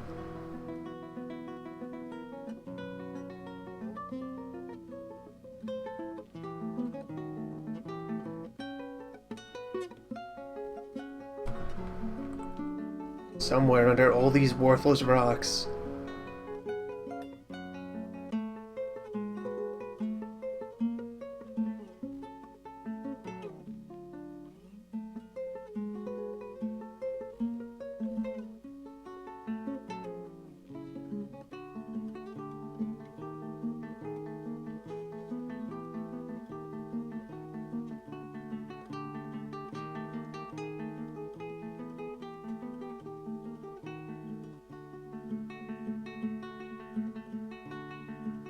Could it have forked somewhere?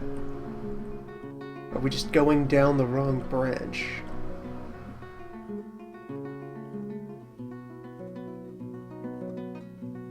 Oh, wait, here's some more fragments.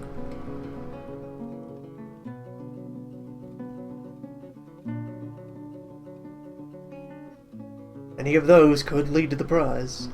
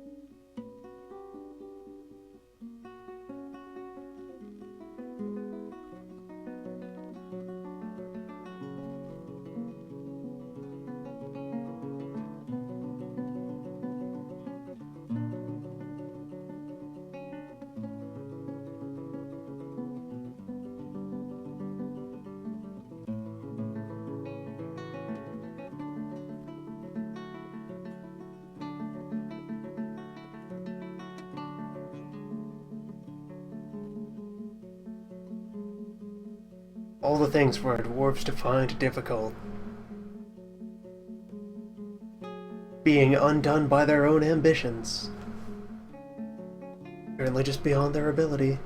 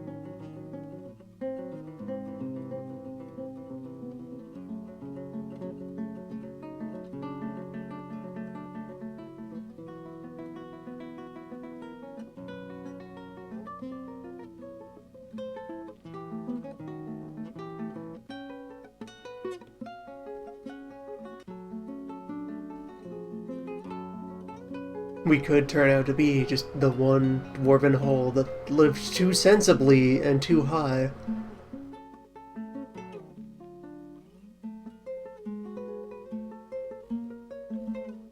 Undone by our safe and sturdy altitude. There! Finally! I told you! I knew!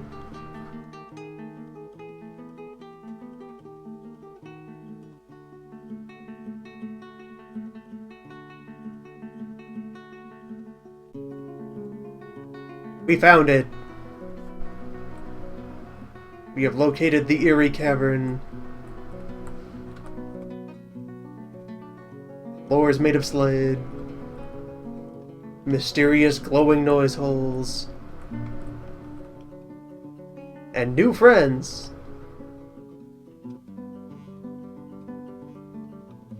A winged tortoise made of steam!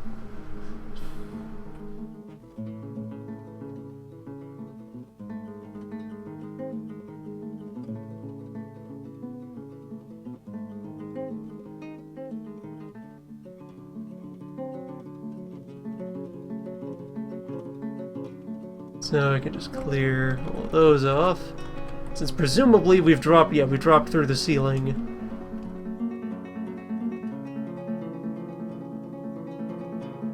Yeah, we can take a look around here. There's the surface. Here we are. We've reached the underworld. The ultimate cave lair. Of which, let's see, can I actually get a look? Yeah, at the glowing pit. There we go, at the bottom of the world. These glow holes will produce endless volumes of procedurally generated demons, of which there will be like a couple of kinds that exist at a given location. So far we have these wing brutes.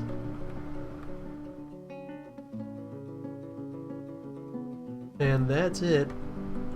At the moment, but more will probably emerge of other sorts. The brutes here, these are actually going to be relatively harmless. Creatures made of not a solid substance are very easy to kill. It's a cloud. If you punch it, it will disperse. It's just steam.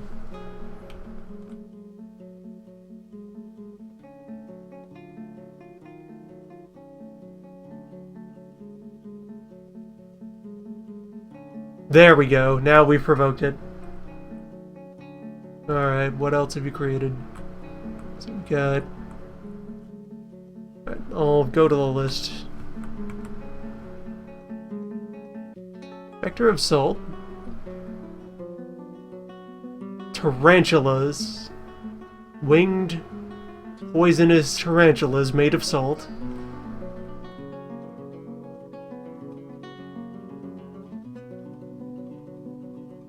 Fire devils. Taking the form of a giant titmouse.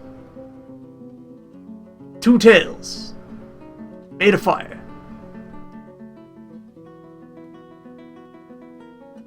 Well, what if it's not giant? What if it's just a regular sized mouse, but made of fire?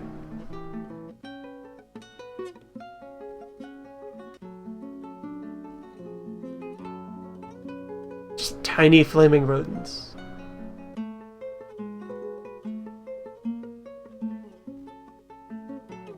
Or right, it's a bird. Titmouse is a bird. Tiny birds. Tiny firebirds. Tiny hopping idiot birds made of fire.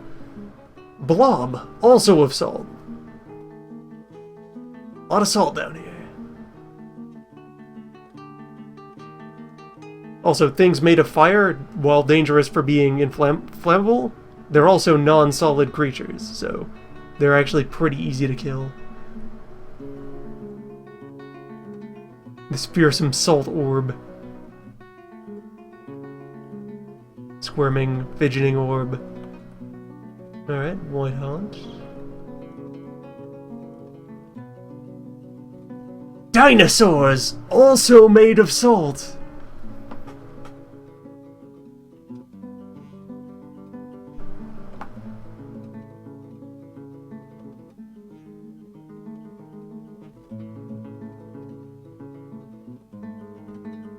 Snow brute? It's made of snow. I don't think these will last long standing next to the firebirds. Just a snowball. Just a snowball in salt hell.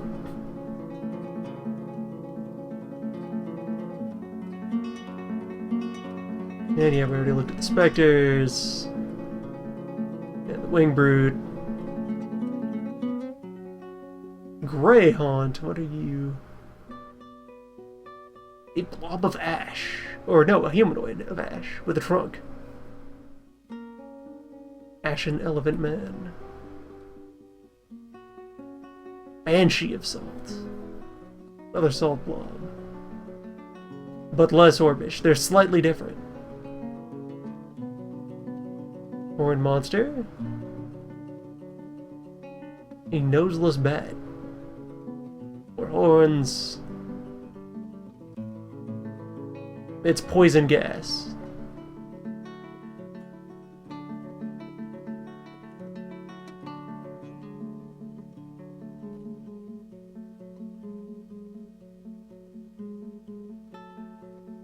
And that looks to have hit all the bases. So overall, this is not a bad batch of demons. Most of these are relatively fragile.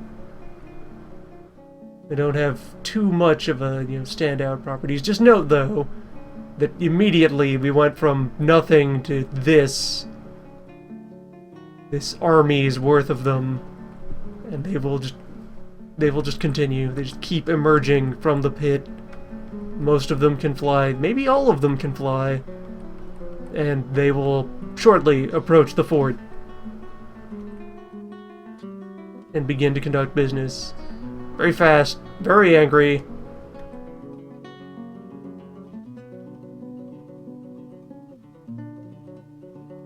Here they go.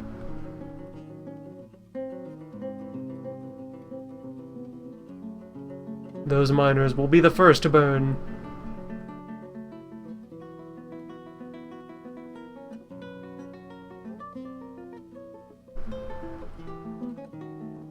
And yes, opening hell is just absolutely brutal to the frame rate. There's a lot of math that happens down there. A lot of pathfinding.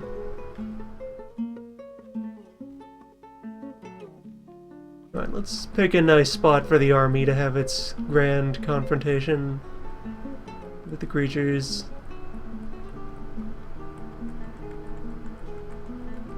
Everywhere below that point we'll just kind of run, except the magma ramps are going to complicate that. We can just bypass all of, most of everything we've built. So it'll be in the Undercity. Just in general. It will probably arrive here. Now let's move the Ferrosax over here. And the Gold Conquerors, they can just drop out of the tower. And then, meanwhile, supposing the enemy might humor approaching us from the other side. Move squad. Move the gulfs. And the fence. Over here.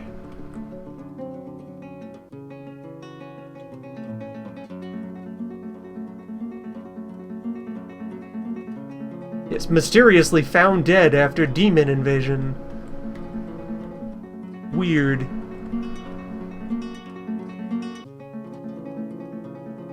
One of these birds is at the forefront.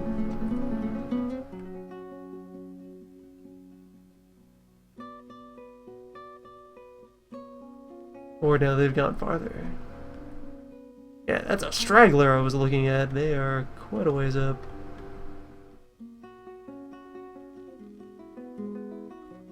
Where is the farthest point of the demon advance?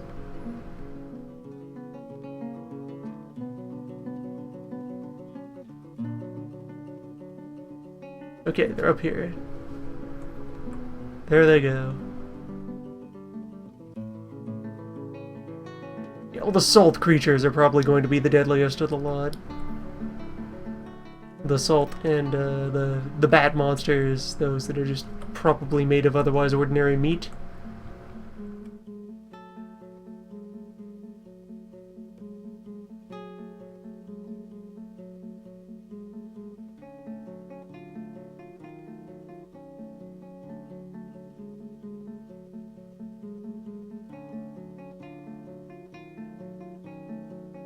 We've many dwarves to go.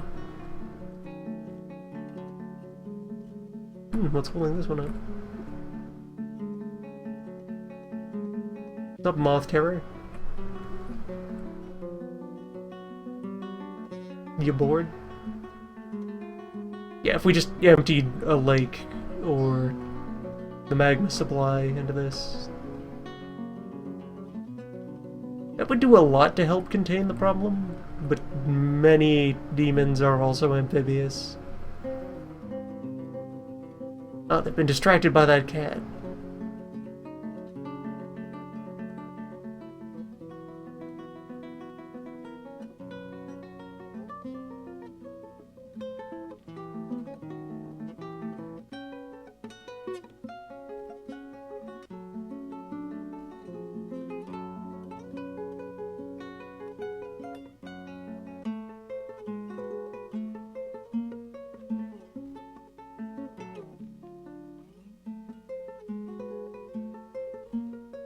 This seems to be as far as they want to go for some reason.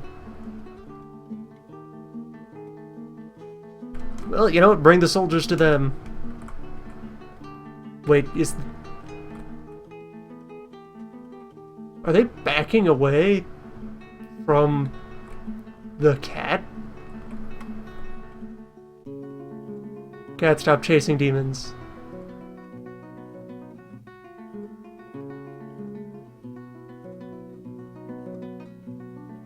You've brought this on yourself, Cat. What did you expect?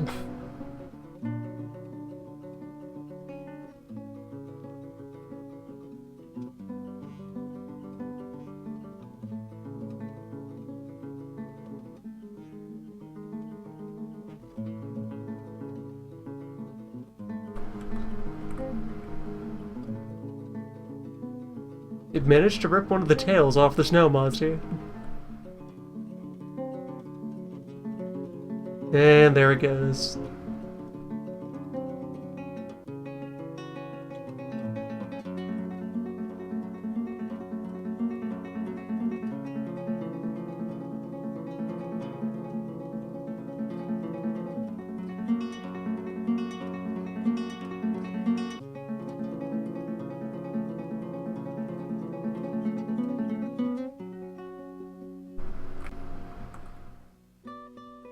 The animal in nature best inclined to hubris. Oh yeah, the cave wilderness is on fire now, yeah. Yes, they can fly, so they're gonna bypass the couple of walls I had used to establish containment around things. None of those went all the way to their respective ceilings. This is what fire looks like. I think it quite reasonably conveys within the medium. Fire. It feels how fire should.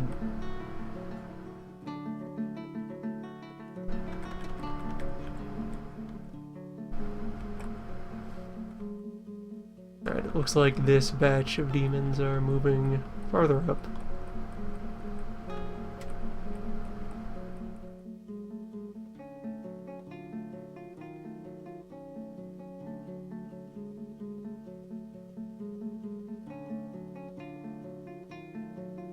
Well, at least you were found.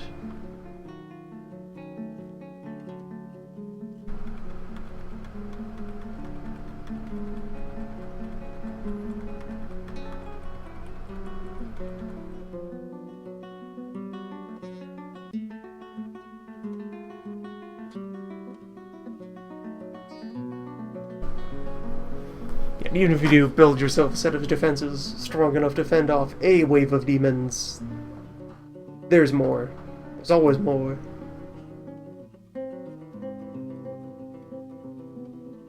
You'll never be rid of them.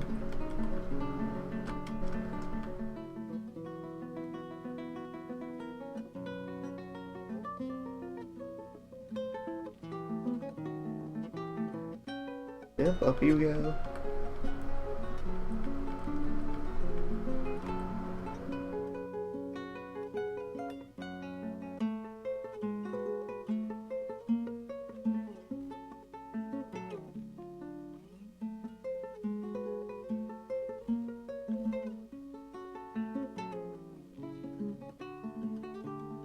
Oh, soldiers actually making contact with a monster?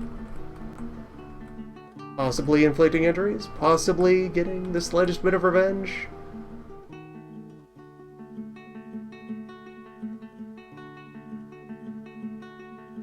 Having himself a close quarter scuffle.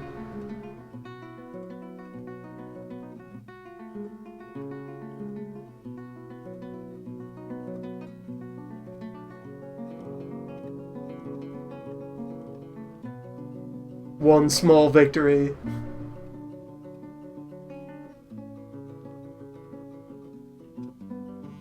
Frosty the Hell Beast.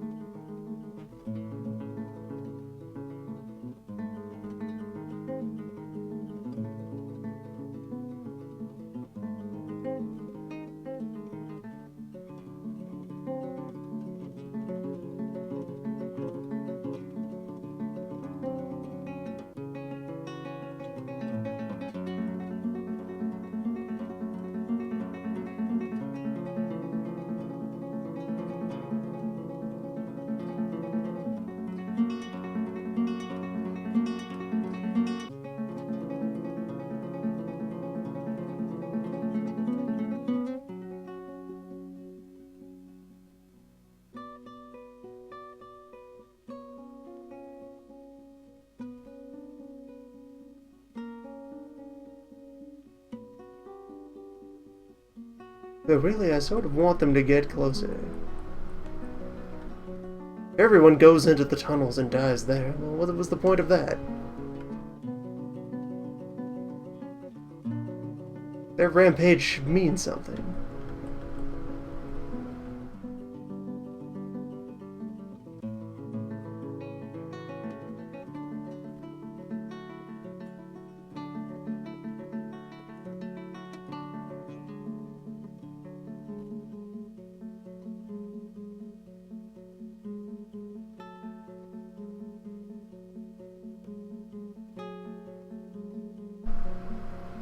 Yet the Dracula will carry on, just peacefully smoothing his room. Every so often, he will be struck by the awareness that no one is making socks.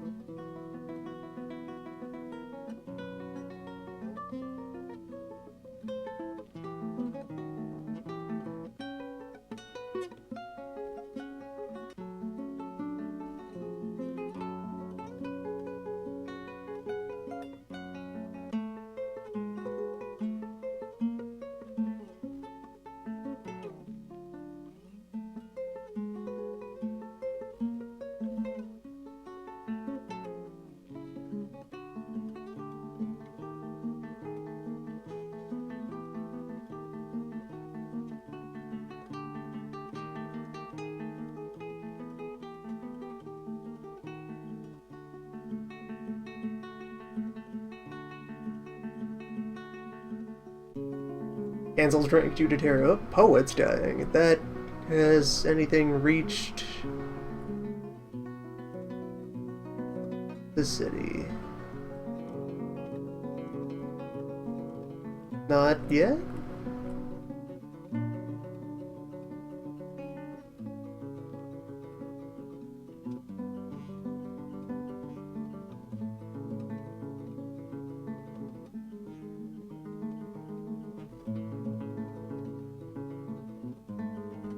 Demons are taking their time.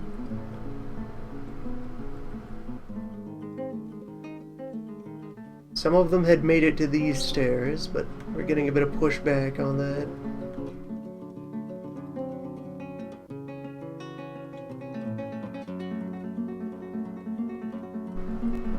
And we have dropped to 5 frames. Yeah, this situation, if I actually dove in and started managing and remotely planned for it, probably still recoverable.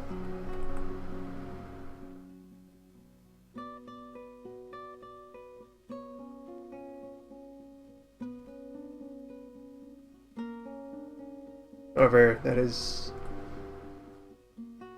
it's almost dead.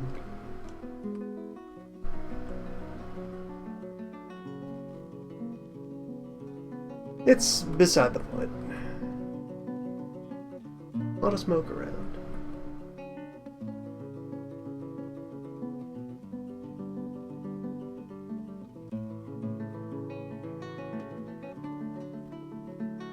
I have cast this place into the void.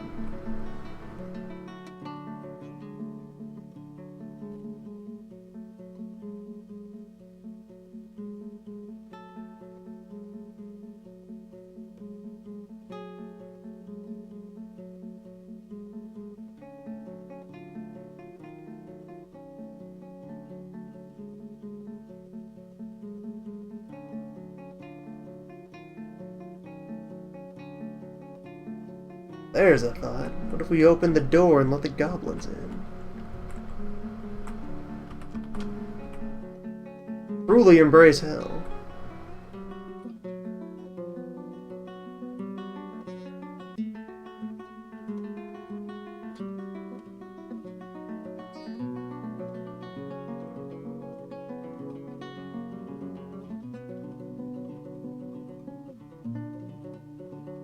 Let this be their battlefield until the end of days.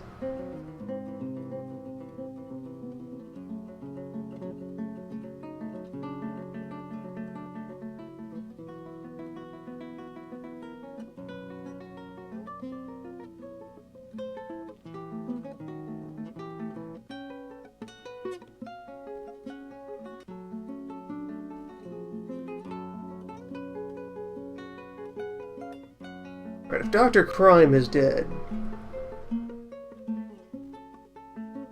that probably... It should know that... Why'd you go so deep into the cave? I guess people are trying to recover the belongings of the deceased. That's a common, like, small-scale death spiral thing. Dwarf gets taken out, another dwarf arrives to collect their things, gets taken out by the thing that is still very much there.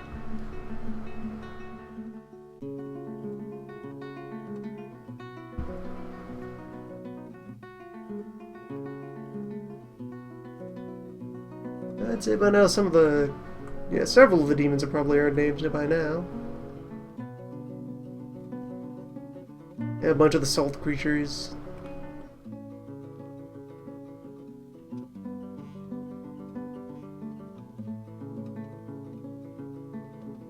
But that's not saying much, they mostly are salt creatures.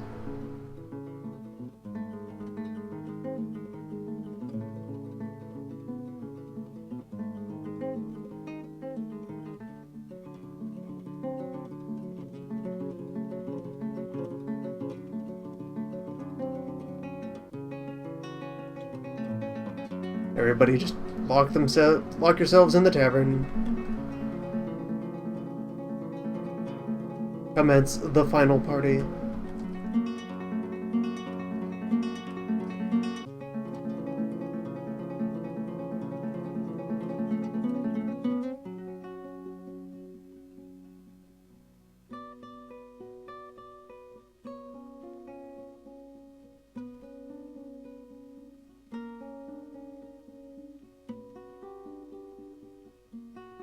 Give the cave spider a chance to run for it.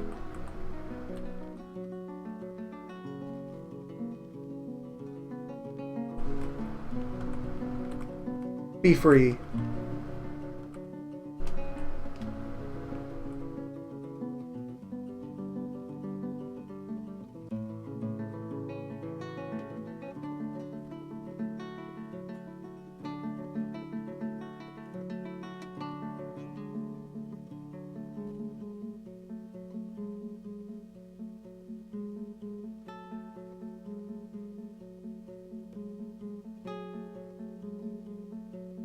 If you're ever able to drag yourself away from the event horizon of the frame rate.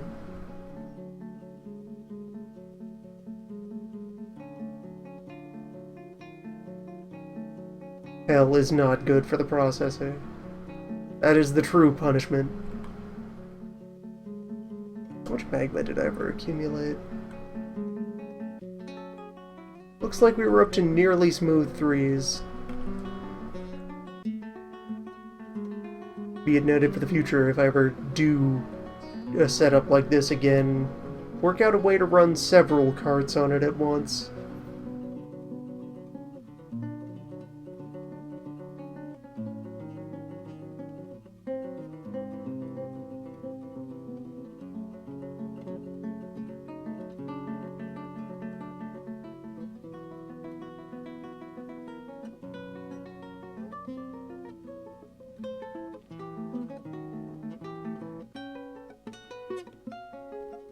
Alright, we have some dead here on the stairs, which should mean...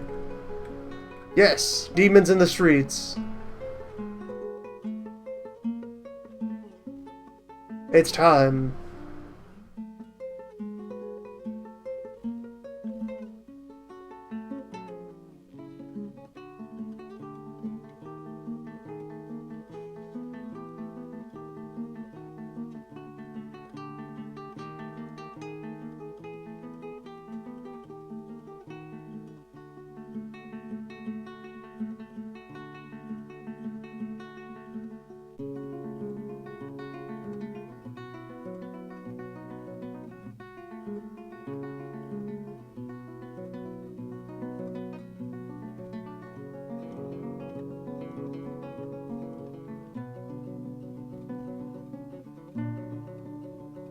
They are somewhere in that smoke.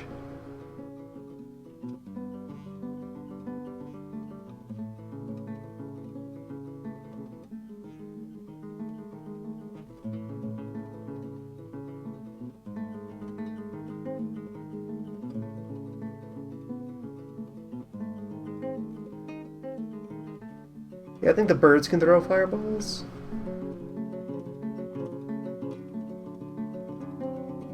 We'll get right back to this. Just want to see if anyone is bothered with the switch. Yes, someone has just thrown the switch. Soon the doors will open.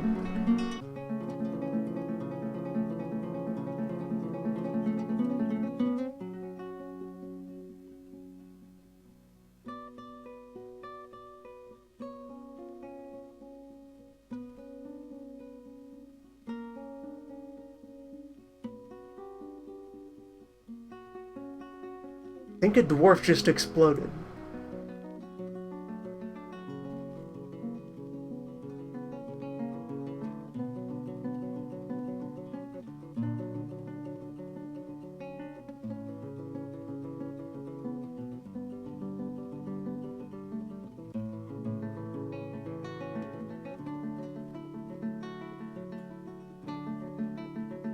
Let's see, what are...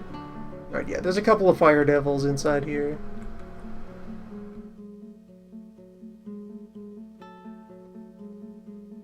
Yeah, they are lobbing those around. Wait till they break down the gates of the tavern.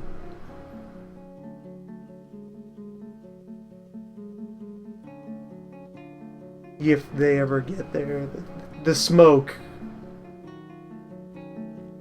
That's creating a lot of strain. Math for all these clouds.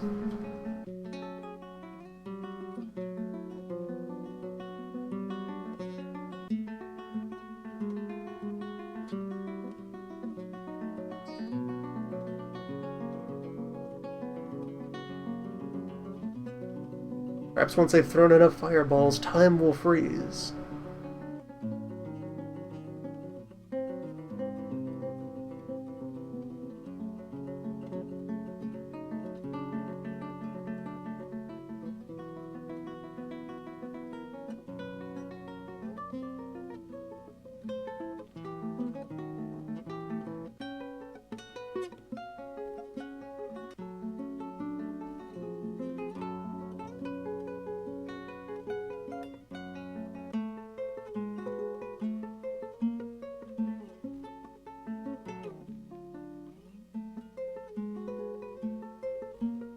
The Dracula is safe.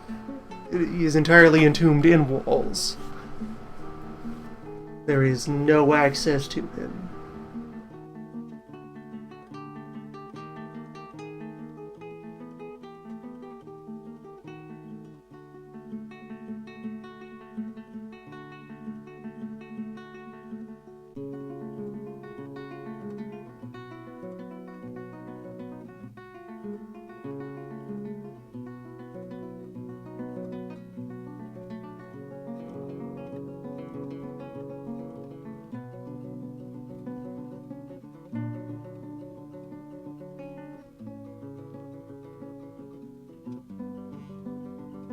That's how. Oh, right, there we go. There. Yep, that's fireballs have entered the tavern.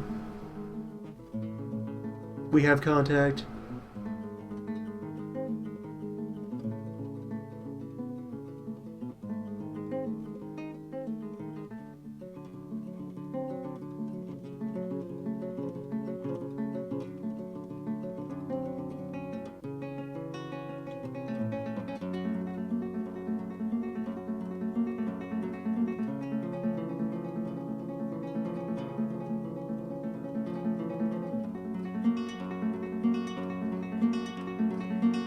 Briefly dart back up to the surface. Yep, gates are open. Goblins are storming in from the other side. Oh, just wait till they find the real treasure. They think they're having a time looting the lumber yard. They don't even know.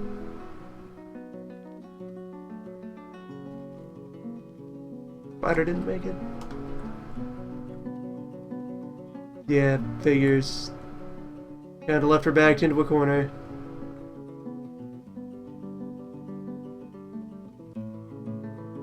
No way out of there.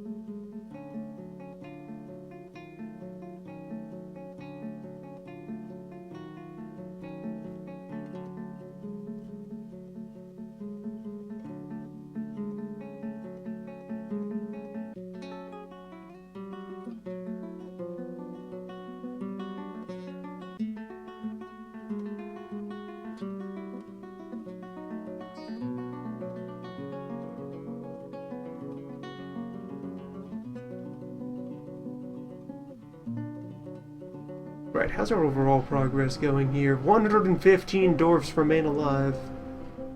Mostly children.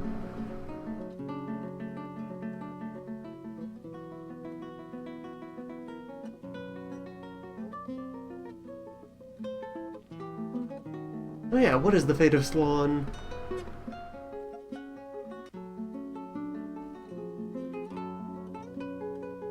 Demons could, by flying over our walls, try to assail. Slan is safely submerged. There are no demons in Slan's vicinity.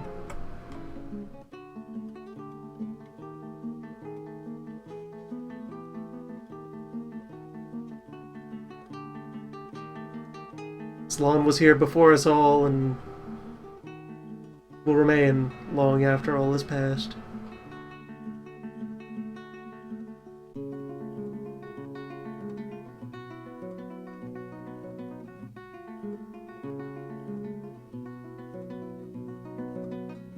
Yep, we got ourselves a throwdown in the dining hall.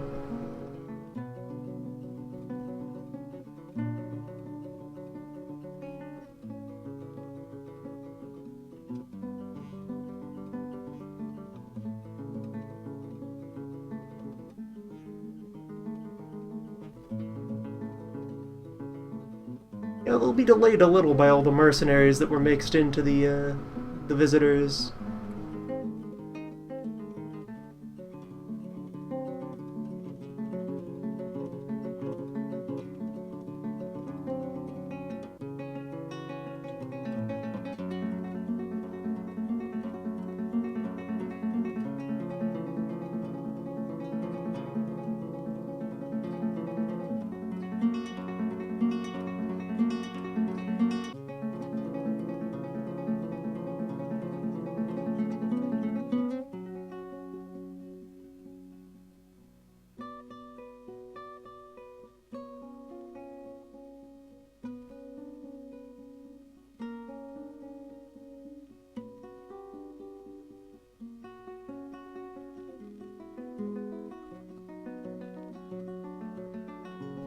The remaining purple over here in the tavern is probably a little busy with whatever's sustaining that smoke.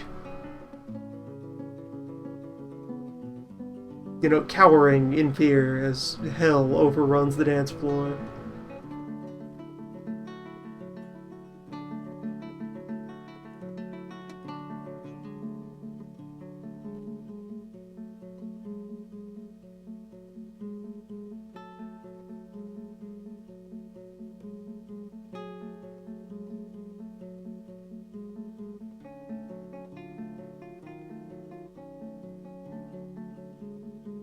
Cave collapse.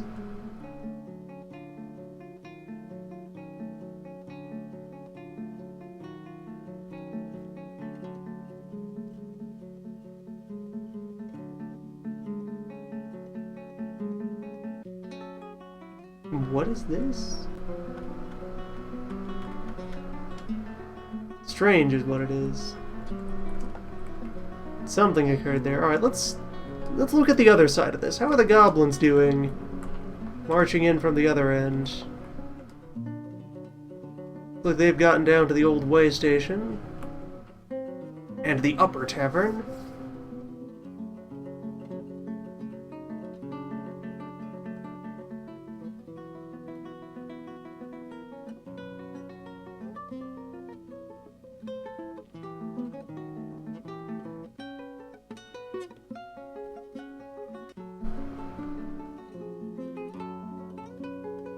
Oh yeah, it might be a tree burning down that caused that.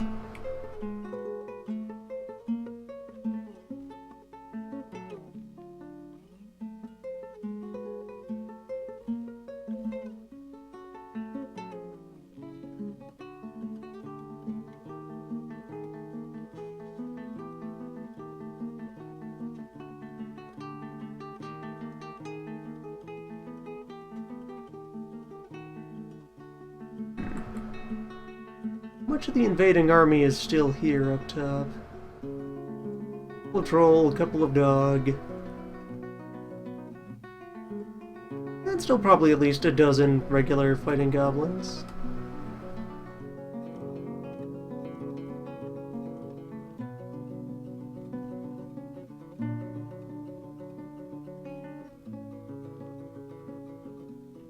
Have any of the demons made it above the city?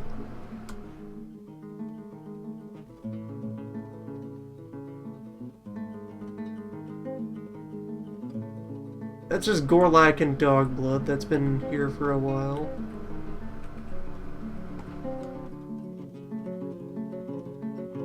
Yeah, it doesn't seem like anything has made it up into this section yet.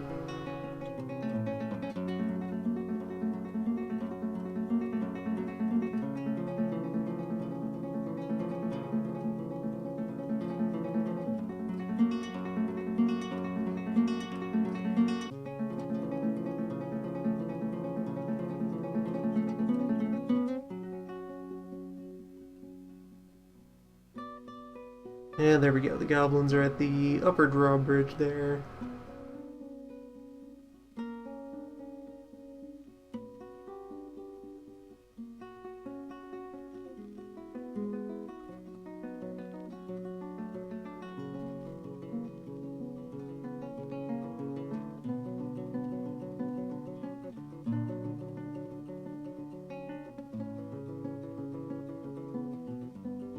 More of mystery collapses as the caves burn.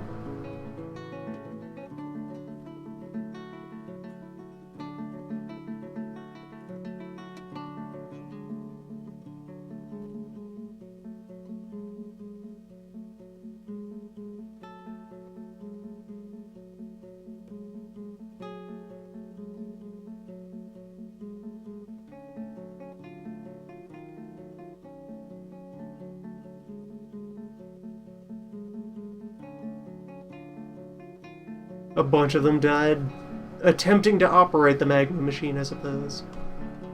Yeah, there's demons on the magma ramp.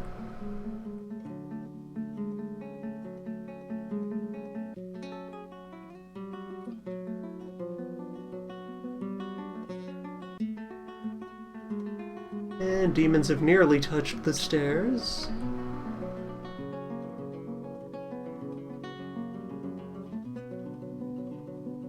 There's just still enough survivors down here to keep them distracted.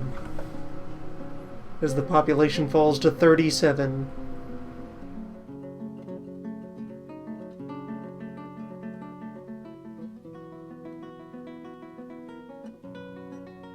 All of the professional soldiers are dead.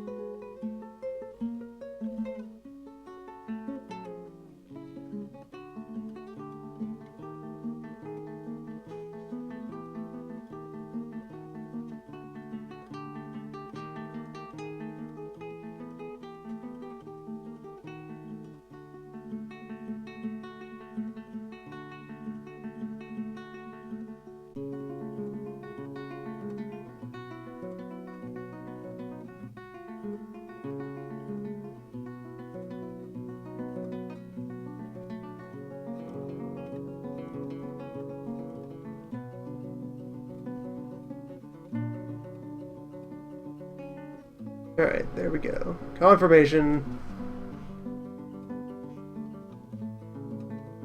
At least one salt tarantula has ascended up to this cave. Which I suppose means that before now, none of the demons had actually reached the Slawn lair. Stay safe, Slawn.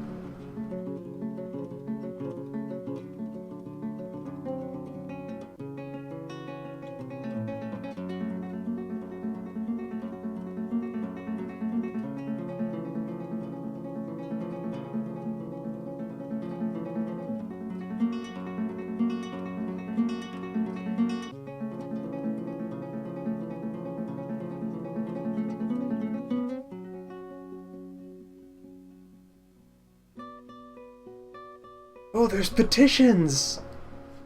You want to stay here and entertain? Please do. Play us a tune.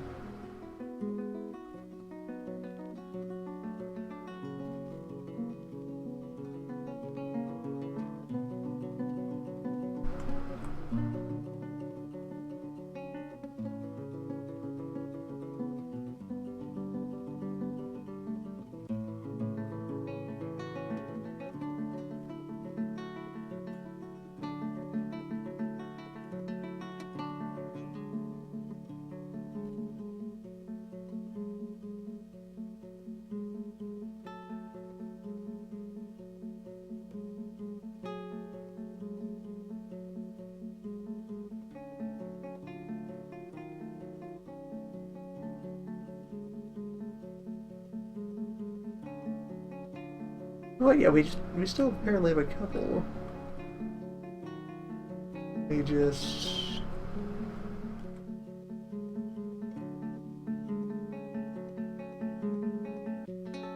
They're not quite properly sorted into any of the squads.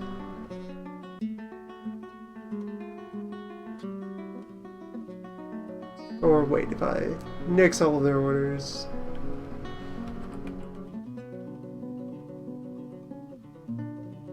There we go. There's the numbers. They were hiding. 3 whole soldiers remain.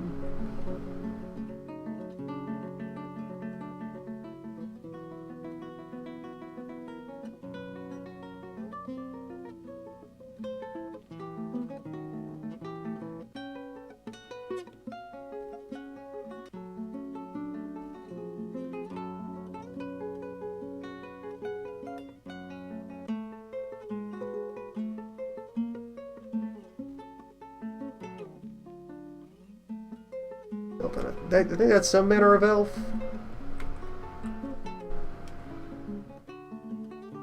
Juice Ghost, the bad mold. Yeah, chasing down an elf poet.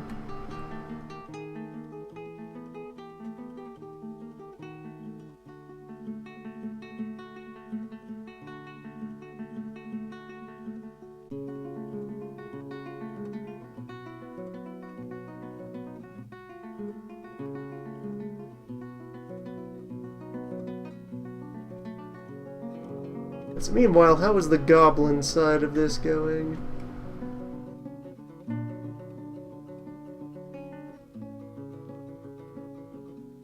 They made it any... That might be... Yes. That's a goblin.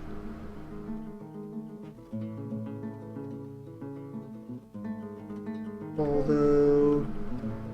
Oh, that's one of the visiting bards. That's not part of the army.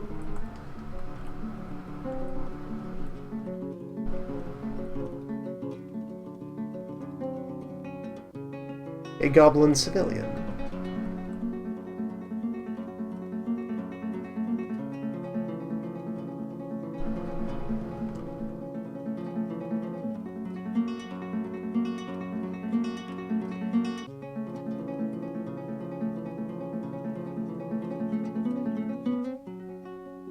Right, so the goblin soldiers may have stalled out on trying to storm the upper pub.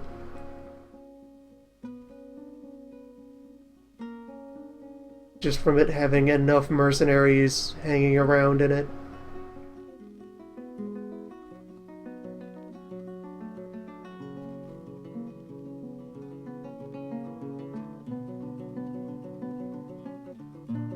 Market solutions.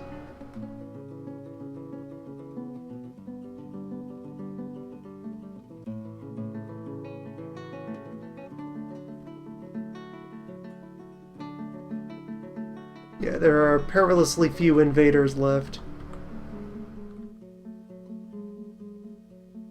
Goblin army defeated by bar fight. And now it just leaves the demons.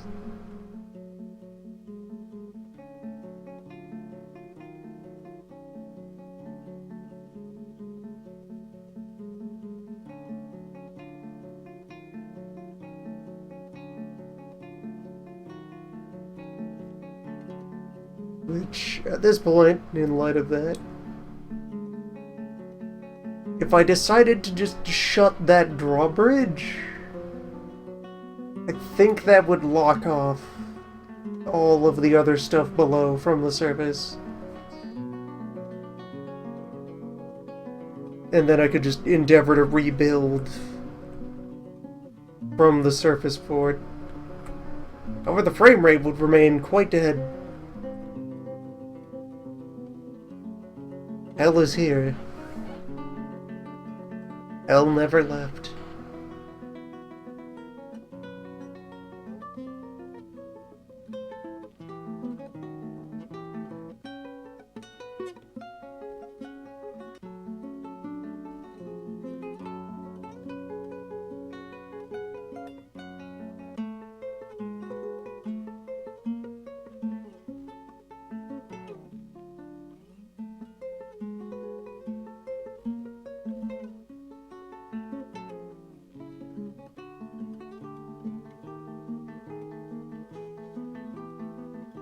Yeah, all in all, it was good for it. Had a good run.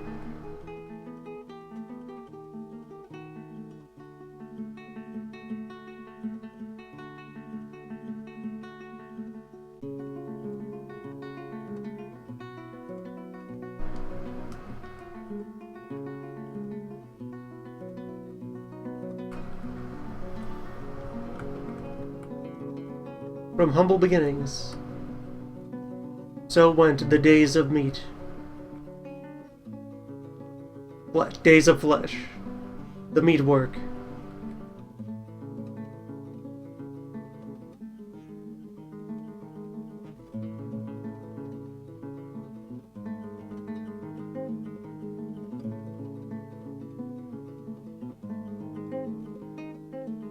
Dwarfs.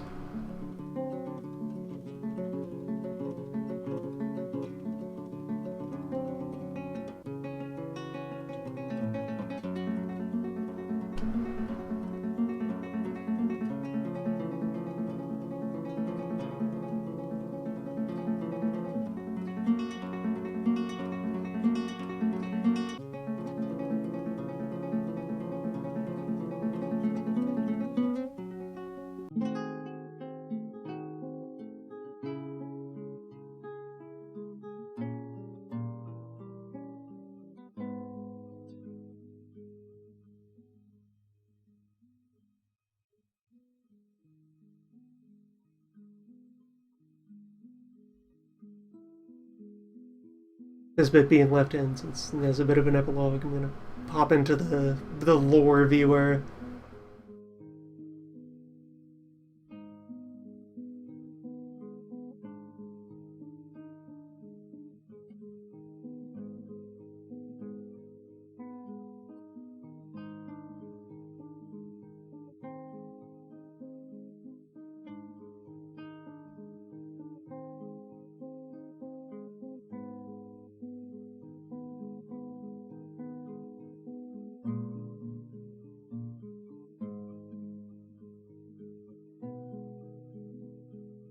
I created a lot of worlds at some point.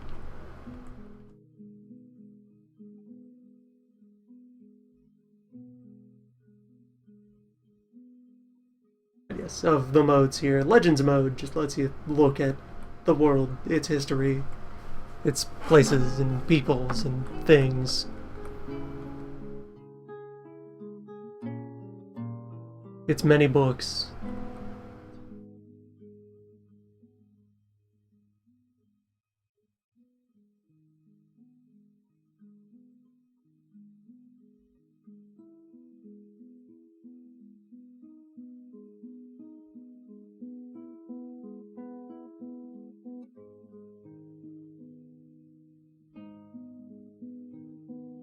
For example, our Duke. Helpfully retaining here his,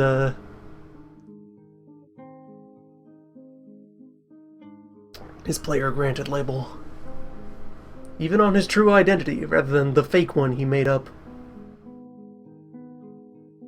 Born in the year 101, eldest son of Minkot Sealring. At Inod, fatal merchant. Fine start. Lived in Candle in Cold Towers. Became a naturalist 12 years later.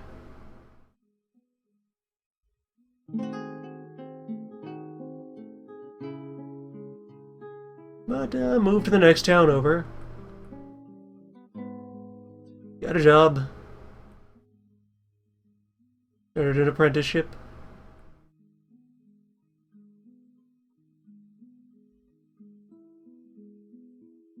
Wrote a book. Do we understand migration?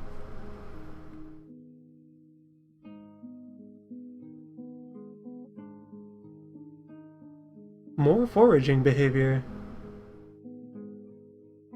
Married?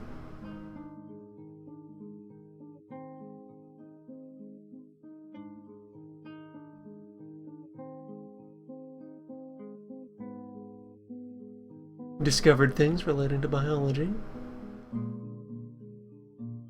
Adopted religion. Joined the Covenant of Rights. Wrote further books about the nature of creatures.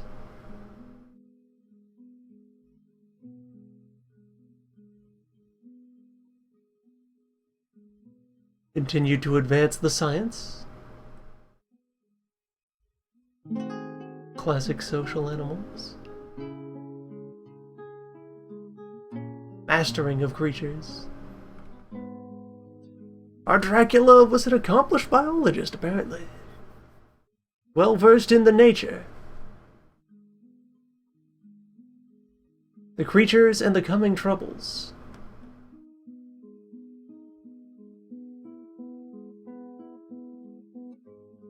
Started dissecting creatures. Wrote a book about it. Social animals exposed. Start studying how creatures are born. Still occasionally talks about migration, foraging behavior, animal courtship, problems and solutions, future societies of animals, reproduction for the beginning practitioner,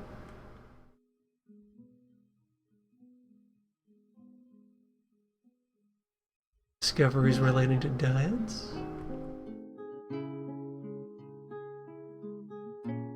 became Baron of the Volcano of Requiring, and there we go, there's a profaned a holy site, the Abbey of Barricading, cursed by the gods. Here begins his Dracula career. A town, takes up residence, and actually very shortly after came to us. This was not a terribly old Dracula.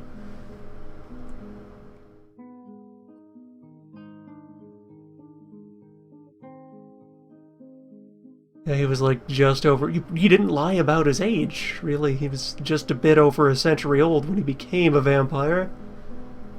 And then within, 30 years of that, or so, let's see, where was... No, within a decade, yeah, just 10 years from becoming a vampire to moving in at Meatworks. Adopts his false identity. Claimed a couple of victims. And then that's about when he was sealed away.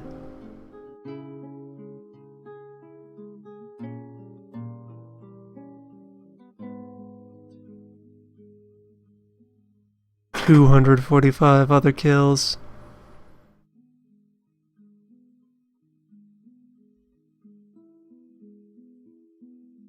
Killed 118 male humans. Another 121 ladies.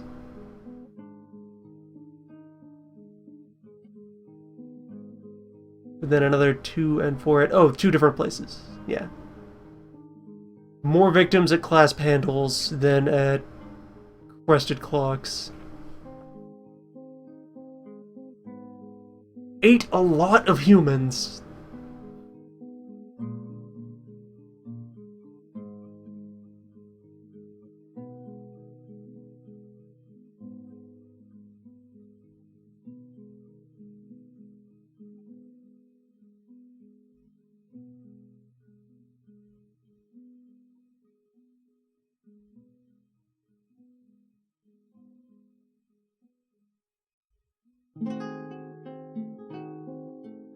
So he went.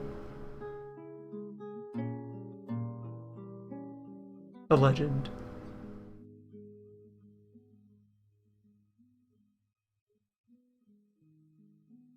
Also, let's see. Furthermore,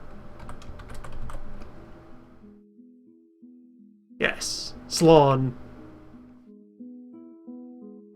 Sloan has killed only 9 things in the entirety of history.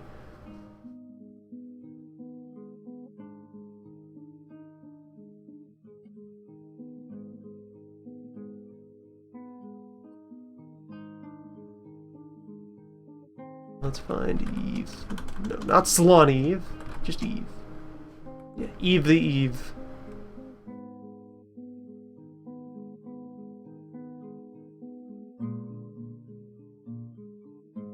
Killed by a Reacher.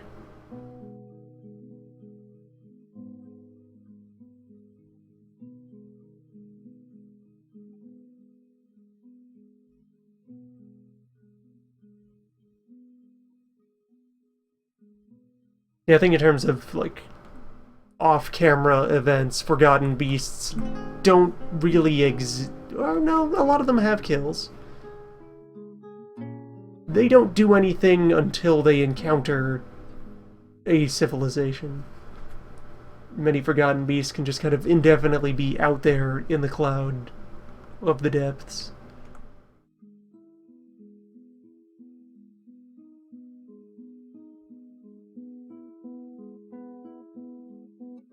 So it went. Dwarves.